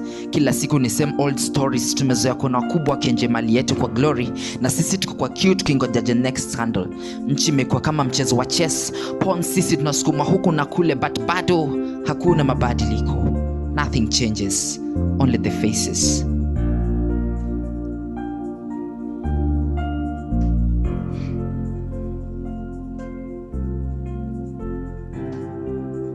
Wanadate nchi imegawanyika na political differences zimefurika, lakini kwa ground tunalia kwa jina moja wa Kenya. Kwa nini wanaiba wa common bond for their selfish end? Wanazidi kutuchanganyisha lakini shida ni ya wote. Corruption doesn't cover a Luo, Kikuyu, Kalenjin au Watakamba. Inakula wote equally. Tunadai wakumbuke unity ni silaha ya mnyonge, na hatutabaki chini forever. Kuna siku tutasimama na Kenya yetu itasimama na sisi. Hii Kenya ni yetu, sio yao. Morara keep up. Wanajaribu kupandikiza woga, lakini sisi ni ndovu ya mabadiliko. Tunajua na tunasikia kila kitu. Maji yatabubujika na tutaosha huu chafu wote. Until then, we'll keep speaking, keep fighting, because our Kenya is coming. It's HB110, the poet. Alright, thank you so much, Mr. Okay, ladies and gentlemen, boys and girls, that has been HB110. Mazee, make sure umefika pale YouTube, kila mahali, social media handles. Make sure umefika pale, umesubscribe, umeshare, umelike, umecomment. So ladies and gentlemen, right about now, acha nisimame. Right, so right about now, I want to right now, we are going now for the entertainment show. Kidogo tu niwape moja mbili, au sio? Si ndio? So ladies and gentlemen, where's Free Kid? Bontes, uko ready? Uko ready? A copy freaking. Ni bebe, twende sana Bonte. Select Bontes.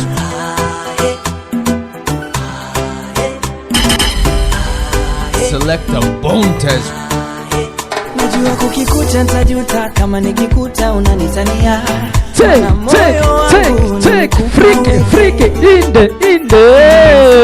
Tena mjinga, nimejiweka gerezani. Tena sikuwaza nitakuwa mateka. What we do now? Say. Najua ulinizungusha sana, wakati ni mambo ya ujana. Kukupenda wewe sijuti. Maneno yalisemwa mengi sana, kuna wakati nilikata tamaa. Worry, kukupenda wewe sijuti. Majibu ya upendo ulishakosa. Wacha waseme ulinipendea nini.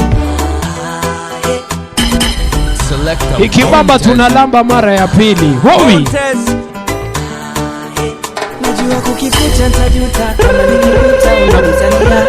Mana moyo wangu umekupa uweke. Say. Mimi ni mfungwa, tena mjinga, nimejileta gerezani. Tena sikuwaza nitakuwa mateka. You know. Maneno ulinizungusha sana, jaliwa ni mambo ya ujana. Kukupenda wewe sijuti. Worry. Maneno yalisemwa mengi sana, kuna wakati nilikata tamaa.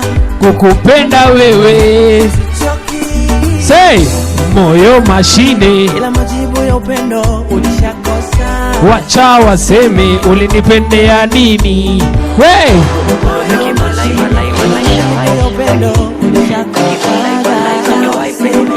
Our days bring it on my knees, Robbie. Biti kidunda kidogo uanza kudance. Yo! Wanza kudance, biti kidunda kidogo. Nini? Yo! Nipe mashaolin. Hey, mashaolin tena. Hey, hey. Mashaolin. You know, mashaolin. Hey, Producer ni nani? Waka. Wale musema sana. Yanze tena, yo. Selector Bontes right here. And I MC Freaky. Wowie.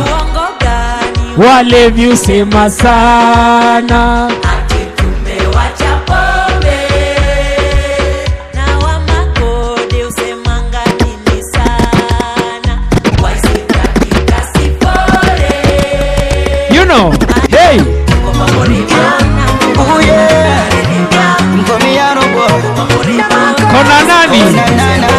Baby.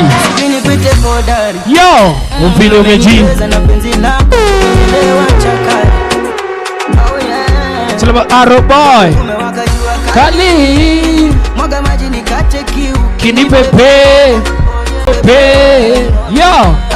Basi leo tuko sane, lakini kesho tusiachane. Mimi nawe hadi tuzikane. So let me be your love doctor. Uwe nakupenda sio chocha. Sitakutenda baby. Ay. So let me select the bone test.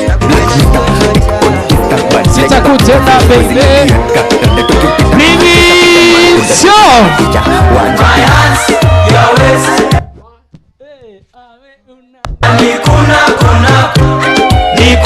Kuna.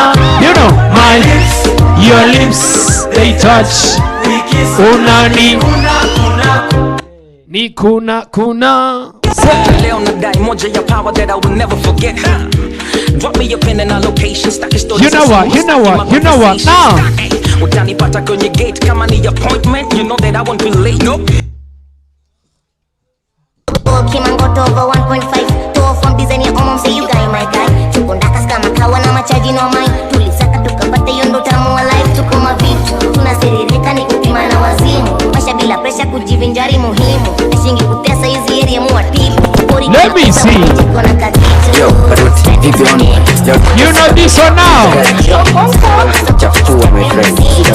2, 3.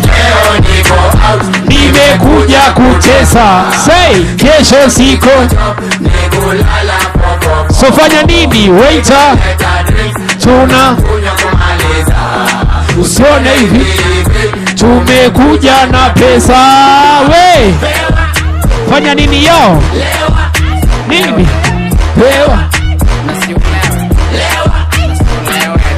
Pewa. Na.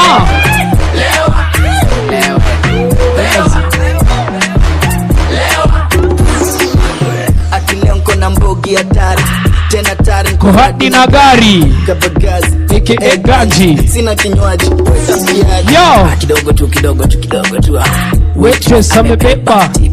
Is it me or my drink is picking? Sipping, I'm sipping. Yo, shere. Vonulu, pere, mende. Pombe yangu siweke mchere. Leo na meza hata kama ni tembe.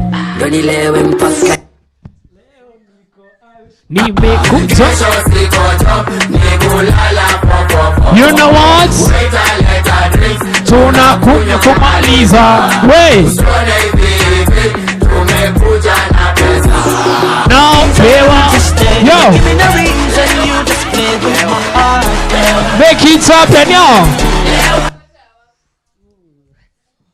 Many times, but you can't seem to tell me the truth. No. Tell so many lies. So why should I believe you with your many games? Tell about. Hey, I don't wanna play them with you. Can we just keep it straight? Baby, concentrate.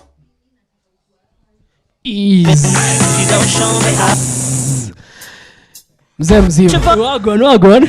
Unajua sasa mambo inazidi kuchemka sio? Inakuwa ni vulai. Si ni wapi location mali tunapatana after hapa. After this ndio? Yeah. Kama tumemalizia. Yeah. Kabisa. Wapi? Watu wangu tunapatana La Bonita pale. Opposite GT Bank itakuwa mbaya alongside DJ Ness ile ndaye MC Freaky. Ma DJ, tufanye kitu. Unajua mtu wangu? Leo ndo ile inaitwa Campus Connect. Leo. After this tunaenda pale by the way. Campus Connect. Vile inafaa. Itakuwa mbaya, tulifanya season 1 ilikuwa noma. Sikukuwa by the way. Hukunisho. Nilikuwa nimewapanga sijui kulienda vipi lakini tunaenda hiyo. Ya leo season 2 ni mbaya. Alright. Nakwambia ni mbaya. Pale kama uja reserve kidogo ni mbaya.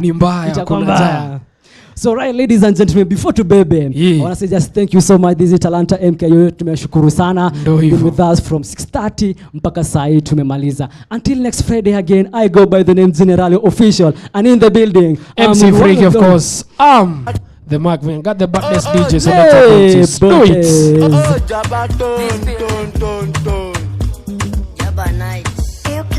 the beat.